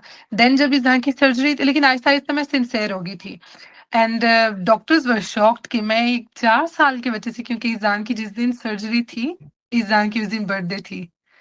जब ईज़ान 4 साल का हुआ था। सो इस तरह हम लोगों ने ईज़ान की बर्थडे बनाई थी, वहाँ से वो डायरेक्टली आईसीयू में ले गए थे। तो मैंने ईज़ान को ना बहुत ज़्यादा चीज़ें समझाना बहुत ही डायरेक्टली वे में, जहाँ तक उसकी वोकैब्युलरी है, जहाँ तक उसको समझ आती है, उसमें एक्सप्लेन करना शुरू कर दिया था और ऑन्कोलॉजिस्ट शॉक्ड होते थे कि कैसे तुम इतने छोटे बच्चे को समझा भी गई हो। मतलब वो कहते थे हमें इन फैमिली की नहीं टेंशन, ये मियाँ-बीवी ना अपने बच्चे को कर लेते हैं मैनेज। सो मैंने सर्जरी से पहले उसको बोला कि ईज़ान वो ना आपका बॉल आर्च निकालना है। पता है वो जो बैड सेल्स वाला बॉल था, तो वो आर्च निकालना है। ओह! अच्छा वो कैसे निकालना है? मुँह से निकालना है? मैंने कहा नहीं, उसको ना यहाँ से हमें आपका वो स्टमक कट करना पड़ेगा। फिर वो बॉल निकालेंगे, he was fine at that point. फिर मैंने कहा फिर आपका स्टिचिंग करनी पड़ेगी और जब उसने वो सुई सुनी ना, उसको वो याद आ गया कि मेरे यहाँ पे बहुत दफ़ा सुई लगी थी एंड ही सेड नो मम्मा मम्मा सुई नहीं चाहिए, सुई नहीं चाहिए। तो लाइक अगू खानो, अगू खानो। तो मैंने उसको बोला ओह! सॉरी, सॉरी मैंने आपको गलत बता दी है, टेप लगानी है क्योंकि ज़ाहिर-सी बात है जब इज़ान उठेगा तब तो उसको उन्होंने वहाँ पे सेलोई लगाई हुई होनी है, तो उसको यही होगा कि सेलोई लगी है। तो इज़ान ने जब उठा आईसीयू में, जब उसकी होश आई तो डॉक्टर से पूछा, "इज़ान, क्या हुआ आपके साथ?" तो इज़ान ने ये बताने के बजाय कि मतलब वो एज़ अ बच्चा कुछ बोलता, कहता, "कुछ नहीं, आज मेरा ऑपरेशन था, आज इन्होंने डॉक्टर्स ने मेरा पेट खोल के बॉल बाहर निकाला है और ऊपर मेरे टेप लगा दी है।" मतलब वो बच्चा और डॉक्टर्स जी, ने अंडरस्टैंड। लाइक सीरियसली तुमने अपने बच्चे को ये बताया? मैंने कहा मैं उसको और क्या बताती? जब वो उठता, वो मेरे से पूछता, "मम्मा ये क्या हुआ?" या जब उसको पेन होती, I can't lie to him. फिर वो कह लो एक झूठ को छुपाने के लिए और झूठ बोलने पड़े, ये और झूठ बोलने पड़े। मैं कब तक झूठ बोल सकती हूँ उसके साथ? सो जितनी उसको समझ आती है उतना ठीक है। एंड मे बी बिकॉज़ मैं उसके साथ बहुत ज़्यादा सिंसियर रही हूँ, इज़ान बहुत कह लो जल्दी समझ गया था कि बैड सेल्स जो है ना वो बुरे हैं और ये मुझे डिस्टर्ब कर रहे हैं। नो डाउट, एक चीज़ जो सबसे ज़्यादा बॉदर मुझे ये करती थी जब वो कहता था, "मम्मा इस बच्चे को भी है कि नहीं है?" अगर बाहर सड़क में कोई बच्चा जा रहा है, "मम्मा उसके बाल हैं, मेरे बाल क्यों नहीं है? मम्मा मैं ग्वापो नहीं हूँ, तो मम्मा मुझे भी मेरे बाल चाहिए।" तो वो पता है क्या करता था, मेरे बाल पकड़ के ना उसने अपने सर के ऊपर रख लेने, तो कहता था, "अब मैं प्यारा लग रहा हूँ।" तो मैंने कहा, "अरे! आपको किसने कहा है कि जिनके बाल नहीं होते वो प्यारे नहीं?" तो वो कह लें जब इज़ान के बाल हमने पहले ही कटवा दिए थे क्योंकि कैंसर पेशेंट्स के लिए बाल घिरने की भी पेन होती है। ये मुझे नहीं पता आपको पता था कि नहीं, लेकिन जो बाल हाँ, घिर रहे होते हैं ना कीमो की वज़ह से, उसकी भी पेन होती है उनको। तो जब इज़ान का वो हुआ था उस टाइम पे मेरे भाई, मेरे हस्बैंड ने शेव कर दी थी। मेरे पापा जब हम लोग आए थे मेरे पापा नाइस। ने शेव कर दी थी। सो उसको था कि ओह! सबकी शेव हो गई है, दिस इज़ सो नॉर्मल। हुँ, तो वो कह लो कि हमने हर पॉइंट में ना इज़ान को आगे से एक पॉइंट में आके बोला कि मुझे वॉशरूम जाना है, मैंने कहा थोड़ा-सा चल के जाओ। मामा आपको नहीं पता अब मैं नहीं चल सकता। मैंने कहा हुँ, किसने कहा नहीं चल सकता? खाना नहीं खाओगे तो कैसे चलोगे? खाना तुम खाते नहीं तो मतलब थोड़ा-सा मुश्किल रहा स्टार्टिंग में, लेकिन इज़ान बहुत अक्लमंद बच्चा है और बहुत ही जल्दी बहुत ही क्विक लर्नर है। तो इज़ान को पता अब उसको पता है कि कैंसर है, वो बल्कि बोलता है, "मम्मा अगर कोई उसको कोई छुपा-छुप वगैरह दे ना तो वो बोलेगा, "नहीं छुपा-छुप नहीं खानी, मुझे फिर से कैंसर हो जाएगा।" वो मुझे इस तरह बोलता है अब। हुँ। लेकिन कोई नहीं, हाँ, एलिचो देखिए उसको अब थोड़ा बहुत पता है कि ये चीज़ उसके लिए सही है, ये चीज़ गलत है, ट्रीटमेंट चल रहा है, ये चलेगा ही ऐसे, ये मेरी बेहतरी के लिए है, ये यहाँ के बैड सेल्स खत्म करने के लिए है। मिज़ान को काफ़ी कुछ आई थिंक इसी वज़ह से वो ज़रा ठीक चल गया और हमने भी उसके साथ हम नॉर्मल रहे हैं। हमने नहीं कोई ऐसा बिहेव किया कि चूँकि उसको कैंसर है तो कुछ स्पेशल करना है, कि उसको फ़ील हो कि कुछ मुख्तलिफ हो रहा है। नहीं, हमने नहीं कुछ किया। उसकी जैसे ही चल रहा था बस स्कूल उसका खत्म हो गया। पार्क जाना उसने वैसे ही छोड़ दिया था और स्कूल खत्म होने से तो उसको और भी ज़्यादा खुशी हो गई है क्योंकि रिमेंबर मैंने आपको बताया था कि वो कहना लग गया था कि मैंने स्कूल नहीं जाना। हुँ, तो वो इतना खुश है कि आज साइकोलॉजिस्ट ने बोला कि आहिस्ता-आहिस्ता अब हमें इज़ान को समझाना पड़ेगा कि आपको स्कूल जॉइन करना है। तो इज़ान कहता है नहीं, मैं हॉस्पिटल रह लूँगा, मुझे स्कूल नहीं जाना। तो वो कह लें कि प्रोसेस है। वो मुझे लगता है हर इंसान सब कुछ सीख जाता है। वक़्त लगता है, फिर आप सब कुछ सीख जाते हो, ट्रस्ट मी। साथ-साथ यानी कि उनकी थेरेपी भी चलती रहती है साइकोलॉजिस्ट के साथ, आपकी भी और उनकी भी? नहीं मेरी खुद की तो साइकोलॉजिस्ट नहीं है, लेकिन मैं ईज़ान की ही साइकोलॉजिस्ट के साथ काफ़ी कुछ शेयर कर देती हूँ कि वो मेरी साइकोलॉजिस्ट भी बन जाती है। ये ज़ाहिर-सी बात है at the end of the day Izaan के आगे-पीछे जो हो रहा है वो मेरे से या मेरे हस्बैंड से लेना-देना है उस चीज़ का। तो वो कह लें कि मुझे कोई चीज़ बॉदर कर रही है तो वो ईज़ान को अफ़ेक्ट करेगी। तो मुझे उसको बताना पड़ेगा कि ये वाली चीज़ बॉदर कर रही थी, फिर मैंने ईज़ान के साथ ऐसे रिएक्ट किया, ईज़ान ने आगे से ऐसा रिस्पॉन्स दिया, यू नो। तो ये है, लेकिन अभी ईज़ान की ट्रीटमेंट चल रही है। अभी ईज़ान की इम्यूनोथेरेपी चल रही है, जो कि एक न्यू कह लें ट्रीटमेंट है। बहुत मैं कह रही हूँ अच्छे रिज़ल्ट्स भी इसको देखने से मिले हैं। और ईज़ान जो कहते हैं ना ट्रायल्स होते हैं, जैसे एक्सपेरिमेंट्स करना। सो एक सान जुआन दे देऊ ने ही आई थिंक यहाँ की यूनिवर्सिडad पॉलिटेक्निका के साथ मिलके एक ट्रायल निकाला था। जिस जो कि आई थिंक ईज़ान दुनिया में ग्लोबली तीसरा बच्चा है जिस पे ये एक्सपेरिमेंट हुआ। सो रिज़ल्ट कैसा होगा वो कुछ अरसे बाद ही पता लगता है। अभी आई किस होप अभी किस स्टेज पे ज़ान is he recovering? वो ट्यूमर is disappearing या which point? इज़ान ने बहुत अच्छा रिस्पॉन्स दिया था। अपनी ये जितना भी कीमोथेरेपीज़ वग़ैरह हुई हैं, मतलब इज़ान की आई थिंक तीसरी कीमो के बाद जब उन लोगों ने इज़ान का दोबारा से स्कैनिंग वग़ैरह की थी, तो इज़ान की रीढ़ की हड्डी का ख़त्म हो गया हुआ था। इज़ान की क्या नाम है उसका, ट्यूमर थोड़ा-सा श्रिंक हुआ था, देन सर्जरी हुई, ट्यूमर जितना विज़िबल ट्यूमर था वो निकाला, लेकिन कुछ पार्ट्स को बचाने के लिए उनको थोड़ा-थोड़ा जो था वहाँ पे कुछ छोड़ना पड़ा, जो कि उनको था कि आगे 2 राउंड्स ऑफ कीमो रहते हैं, आगे रेडियोथेरेपी रहती है, आगे इम्यूनोथेरेपी रहती है। तो चल तो सब अच्छा ही रहा है, बस एक्सेप्ट दिस टाइम डॉक्टर्स जो एक्सपेक्ट कर रहे थे रिस्पॉन्स वैसा नहीं आया। तो वो कह लें ये एक चीज़ है जो अभी बॉदर कर रही है, जिसकी वज़ह से मैं अपार-इंतार नहीं करती, लेकिन मैं काफ़ी टेंशन में हूँ। लेकिन वही कह लें कि अब क्या कर सकते हैं। तो उन्होंने ये मुझे बोला है कि 2 राउंड्स ऑफ इम्यूनो के बाद हम फिर से टेस्ट करेंगे, एंड अगर कोई चेंजिंग आए तो गुड, अगर नहीं तो then we will have to start chemo again. तो यही है अभी। अब देखें अल्लाह ताला बेहतर करे। मैं बस यही कहती हूँ, बस मैं उसको दर्द में नहीं देख सकती। फैसला अल्लाह का जो भी हो, बस उसको दर्द नहीं दे।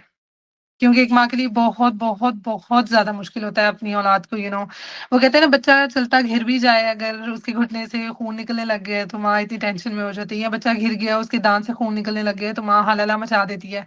तो सोचो कि जब आपको पता हो कि आपका इतना छोटा बच्चा इस चीज़ से गुज़रा है, तो वो तो फिर टेंशन होती है। और मेरे ख़्याल से ये शायद बाकी लोगों के साथ भी होता होगा कि जो खामोशी और जो अंधेरा है ना, वो आपको और भी ज़्यादा इमोशनल कर देते हैं। तो मैं through out the day okay रहती हूँ, एंड जो ही रात होती है और सब सो जाते हैं, मैं रातें जाग रही होती हूँ। दैट्स व्हाई आपको हल्के मेरे पता नहीं दिख रहे हैं कि नहीं दिख रहे हैं, लेकिन मैं जाग रही होती हूँ। यस्टरडे मैं सिर्फ़ 3 घंटे सोई हूँ। सिर्फ़ 3 घंटे सोई हूँ, and I think I cried for like 3 hours straight. सिर्फ़ यही सोच के कि लाइक अल्लाह ताला, क्या मुझे तुम मौका नहीं दोगे कि मैं भी ज़ान को बड़े होते देख सकूँ, या मैं उसको फ़ादर बनते देख सकूँ? क्या मैं कभी दादी नहीं बनूँगी?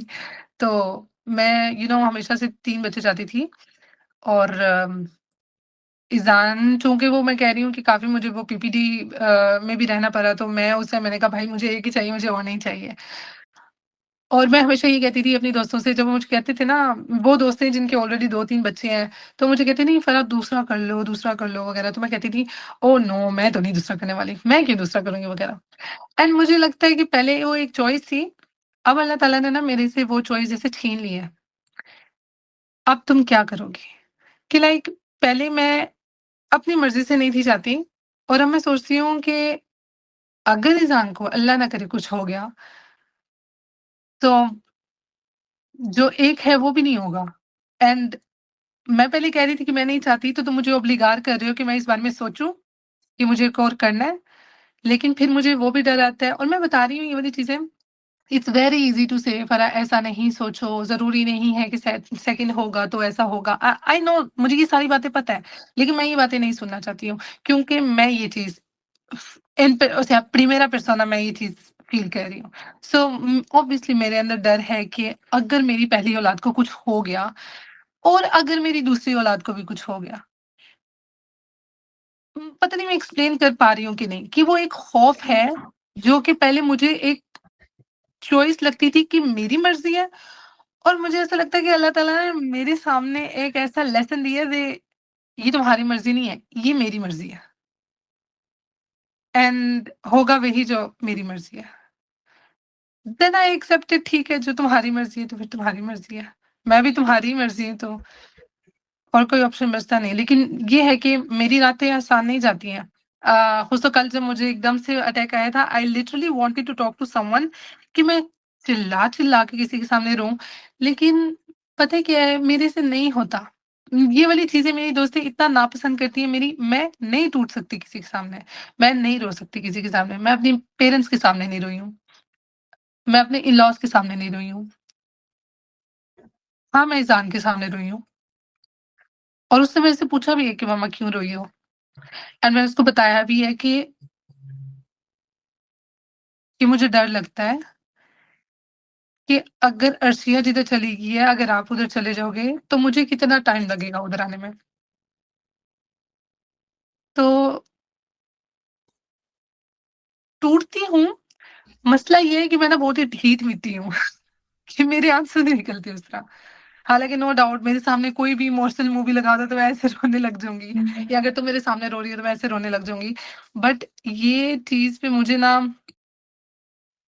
बहुत, बहुत, बहुत कह लो मेरी मुख़ातर बनना पड़ा है, और मुझे नहीं पता मेरे अंदर स्ट्रेंथ कहाँ से आई है, ट्रस्ट मी।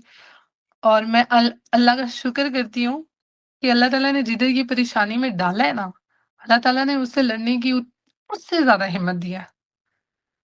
क्योंकि अल्लाह न्यू, वो कहते हैं ना, अल्लाह ताला हर अपनी रूह को उतनी ही आज़माइश में डालता है जितना वो सह सकता है। अल्लाह न्यू मैं ये चीज़ सह सकती हूँ, अल्लाह न्यू इज़हान ये चीज़ सह सकता है, अल्लाह न्यू हसन ये चीज़ सह, कैन यू इमेजिन, मुझे लोगों ने ये भी बोला है, किसी गुनाह की सज़ा मिल गई होगी। तो मैं कहती हूँ कि लाइक कैसे? मेरा फॉर एग्ज़ाम्पल मेरा हस्बैंड 5 वक़्त का नमाज़ी है। इस गुनाह की लोग ऐसी बातें कर जाते हैं, मेरी ट्रस्ट में मेरा ना बात करने का दिल ही नहीं करता ईज़ान के ऊपर किसी से। मैं नहीं बात करती ईज़ान के ऊपर। You are the I think first person जिससे मैंने डिटेल में बात की है। No, मैं thank you. I appreciate it. Thank you. I know it's hard and I understand what are you saying कि I know everything. मुझे समझ है कैसे नहीं सोचना चाहिए या ऐसे नहीं होगा. But sometimes you can't help it. You can't या help feeling some way. You cannot help feeling के जस्ट नहीं मेरे दिमाग में वो ख्याल आ रहा है तो मैं नहीं हटा सकती. मुझे पता है कि चीजें चेंज भी हो सकती है, मुझे पता है ऐसा नहीं होगा, बट ठीक है, ये सिर्फ ये कहने से कि डोंट थिंक लाइक दैट या ऐसे मत सोचो कि सब ऐसा ही होगा, मुझसे नहीं. I know the theory but sometimes I can not practice it. Yeah I this is understand what are you saying. I and क्या कहे या क्या करे. अच्छा, अब अगर मैं आपसे पूछूं कि what do you expect from people around you जिससे आप थोड़ा सा बेटर फील करो, क्योंकि ये सुनना तो किसी को अच्छा नहीं लगता कि अच्छा ऐसे मत सोचो. या लाइक बहुत बुरा लगता I also don't want to think like that. मैं भी नहीं ऐसा सोचना चाह रही. है। मेरा गालियाँ निकालने का दिल करता है। ट्रस्ट मी, मुझे कोई ये कहता है, मुझे मुझे बहुत गुस्सा आता है। मैं प्रेफ़र करती हूँ, अगर तो मैं खुद से इज़ान के बारे में नहीं बात करती। मैं पहले भी इज़ान के बारे में नहीं थी बात करती। मैं इसलिए बता रही हूँ, मैंने इज़ान का कभी मेंशन ही नहीं किया। मैंने अपनी प्रेगनेंसी नहीं मेंशन की, मैंने अपना बच्चा नहीं मेंशन किया। इज़ान की इतनी डिटेल में मैंने ये सारा कुछ मसला जो है वो उतना एक्सप्लेन नहीं किया किसी को। मैंने अपने बहन-भाइयों को नहीं एक्सप्लेन किया। मैंने ये सारा कुछ अपनी मम्मा के साथ इतना शेयर नहीं किया हुआ, लेकिन ये है कि प्रेफ़र करती हूँ कि लोग मेरे से इज़ान कैसा है? ठीक है। अगर तो इज़ान से रिलेटेड बात करें तो ये। इसके अलावा मेरे से जो मर्ज़ी फ़नी बातें करो, मेरे से दुनिया की बातें करो, मेरे से फ़ज़ूल बातें करो, कहीं का प्लान बना लो, कोई एक्टिविटी कर लो, गॉसिपिंग कर लो, बिचिंग कर लो किसी के बारे में, जो मर्ज़ी कर लो। मैं ऑन हूँ, मैं डिस्ट्रैक्टेड रहती हूँ। और मैं अपना पॉइंट ऑफ व्यू भी बहुत देना पसंद करती हूँ। मैं अपना वो कह लें, मुझे ओपिनियन देना. हाँ, बहुत ज़्यादा मुझे है कि मेरा दिल करता है कि मेरे सामने अगर ये बात हुई है तो मेरी इस बारे में मेरा जो राय है वो भी सुनो। तो मैं बहुत ऐसी बंदी हूँ। तो मेरे ख़्याल से मैं लोगों से अगर कोई दरख्वास्त करूँगी तो वो यही है कि दुआ दे देना एक चीज़ कि अल्लाह ताला उसको ठीक कर दे। Okay fine. ये वाली दुआएँ तो ऑब्वियसली एक्सेप्टेबल होती हैं और मैं इनको पसंद भी करती हूँ, मैं बल्कि बहुत ज़्यादा एप्रिशिएट भी करती हूँ कि लोग इस तरह मुझे बोलते हैं। लेकिन आप मेरी बस इस तरह हेल्प कर सकते हो कि आप ऑल द टाइम मेरे से इज़ान के बारे में ना पूछो कि लाइक इज़ान को ये, इज़ान को वो, अब क्या हुआ, ये क्या हुआ? बट अच्छा, अगर यहाँ पे मी फॉर एग्जांपल मैं आपकी अगर फ्रेंड हूँ या आपके कोई क्लोज फैमिली मेंबर, तो फैमिली मेंबर में तो खैर नहीं, बट अ फ्रेंड या कोलीग या जो भी है, I am worried about you और योर सन, बट मैं चाहूंगी कि मैं पूछूं, मैं कुछ कर पाऊं ऐसा to make you feel better. मेरा ना पूछना, it would make me feel कि मुझे परवाह नहीं है। You know what I am trying to say? Hmm. So how one can behave कि जिससे आपको पता हो कि देखिए I am there for you, आपको बात करनी है या for your kid, but also you don't feel irritated. मुझे आई थिंक मैं बेहतर तब फ़ील करती हूँ जब मुझे कंटिन्यूअसली नहीं, अनएक्सपेक्टेड वे में आपसे ये पूछ लो, हाउ आर यू डूइंग? इज़ान का लेके कोई बात करना चाहो, I am here for you, I am all ears. मसला पता है क्या है मेरी, मैं ना अपनी बातें नहीं किसी को बताती। मैं बहुत बातूनी लड़की हूँ और मैं इस चीज़ में बहुत मशहूर भी हूँ कि फ़रा अपनी बातें नहीं बताती है और मैं अपने इमोशंस शो नहीं करवाती। मुझे किसी के सामने टूटना नहीं पसंद है। मेबी बिकॉज़ मेरा फिगर ऐसा रहा है कि मैं हालाँकि छोटी बहन हूँ, पर मुझे एक बड़ी बहन का रोल निभाना पड़ा क्योंकि मेरी जो सिस्टर थी वो पाकिस्तान होती थी एंड ऑल दैट, ठीक है?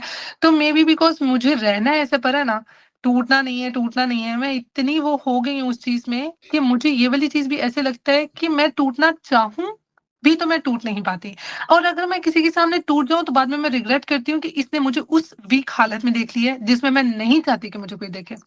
I relate with that. मतलब ये ऐसा नहीं होना चाहिए। ऑनेस्टली स्पीकिंग ये मेरी एक बहुत बुरी चीज़ है क्योंकि मुझे पता है कि बहुत लोग मेरी केयर करते हैं। मुझे पता है बहुत से लोग मुझे वहाँ पे चाहते हैं कि फ़राह हमारे कंधों वो मुझे अपना कंधा देना चाहते हैं कि फ़राह अगर तुम रोना चाहती हो तो तुम रो लो।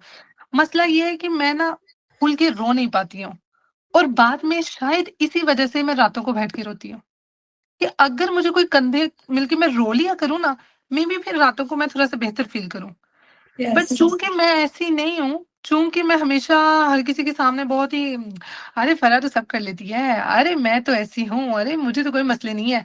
वो जब मुझे इस तरह अपरिंतार करना पड़ता है ना, वो मेरे ख़्याल से मेरे लिए मुश्किल बन जाता है। तो आपका बस कभी-कभार मेरे से पूछ लेना या यही ऑफ़र कर देना, फराह और स्पेशली रात के टाइम जब मैं एक्चुअली में फ़ील बुरा कर रही होती हूँ, जब एक्चुअली में मैं टूटी अपना वो टूटे वर्ज़न में होती हूँ ना, वो रात का टाइम है। सो इफ अगर आपका 1:30 बजे या 2 बजे मैसेज आया, "Farah, are you doing okay?" इज़ान को लेके कोई मसला हो, कोई बात करनी हो, प्लीज़ टेल मी या एक सडन कॉल, एक मिस्ड कॉल, मैं सिर्फ़ ये एक्सपेक्ट करती हूँ। मैं और कुछ नहीं चाहती हूँ, क्योंकि दिन के टाइम मैं इतनी ही हा-हा वाली बंदी होती हूँ कि मुझे होता है कि अगर किसी ने मेरे इस बारे में टॉपिक में बात कर दी, आप मेरा मूड खराब कर दोगे क्योंकि I don't want to talk about it. अगर किसी ने बात करनी है तो मेरा जो वीक पॉइंट है ना, तब मुझे पकड़ो। मैं तब वाक़ई एक एक्चुअल जो अंदर फ़रा छुपाई हुई है ना, मैं वो बन के निकल आ सकती हूँ। और ये फ़ेस मेरा रेयरली किसी ने देखा होगा, 1-2 दोस्तों ने मेबी शायद। जब मैंने कॉल मिलाई है रात के टाइम और मैं सिर्फ़ रोई हूँ और उन्होंने मेरी सिर्फ़ सिसकियों की आवाज़ सुनी है। दे डिडन्ट से अ वर्ड। फ़रा नहीं, नहीं, रोना नहीं है, नहीं और ये भी मुझे बहुत गुस्सा देता है, रोना नहीं है तुमने, ये नहीं करना, क्या मतलब? तो मैंने कॉल मिलाई है, मैं फ़ॉर मेबी आधे घंटे के लिए रोई हूँ। आधे घंटे बाद जाके मैंने कोई अल्फ़ाज़ बोला है और उन्होंने बस उस अल्फ़ाज़ के हद तक ही जवाब दिया होगा, आगे से अपनी नहीं कोई बात की। एंड जब मैंने अपना रो के यूँ ख़त्म किया है कि मुझे किसी ने सुना है कि वहाँ पे कोई था, तब मैं एकदम से ठीक हो गई। और मेबी अगर शायद वो मैंने कॉल उस टाइम ना की होती, तो मैंने घंटों-घंटों रोना था, जो कि कल रात को हुआ यू नो। सो किसी ने पकड़ना है तो मुझे वीक पॉइंट में पकड़ ले जो कि रात है। बस मैं ये कहूँगी, किसी ने मेरी हेल्प करनी है तो मुझे उस टाइम करो क्योंकि मैं एक्चुअली टूटी उस टाइम होती हूँ। दिन के टाइम नहीं मैं टूटी होती। ये है कि I have been lucky then क्योंकि मैंने बहुत ही शॉर्ट टाइम ऑफ पीरियड में क्योंकि जब मैं गाँव में रहती थी मेरी कोई पाकिस्तानी दोस्त नहीं थी। ये जब मैं बार्सिलोना मूव की हूँ एक्चुअली में कोविड के टाइम में मैंने पाकिस्तानी दोस्ती बनाना शुरू की थी, तो मुझे बहुत ही प्यारे लोग मिले थे, बहुत ही प्यारे लोग। मैं कहती हूँ मैं बहुत लकी रही हूँ। दोस्ती में मैं बहुत लकी रही हूँ। कि मेरी अगर किसी से कोई अनबन भी हुई है ना दोस्ती में, तो हम लोगों ने वो सॉर्ट आउट कर लिया है और जो रही हैं वो अभी तक चल रही हैं। इस सिचुएशन में भी उन्होंने मेरा साथ दिया है।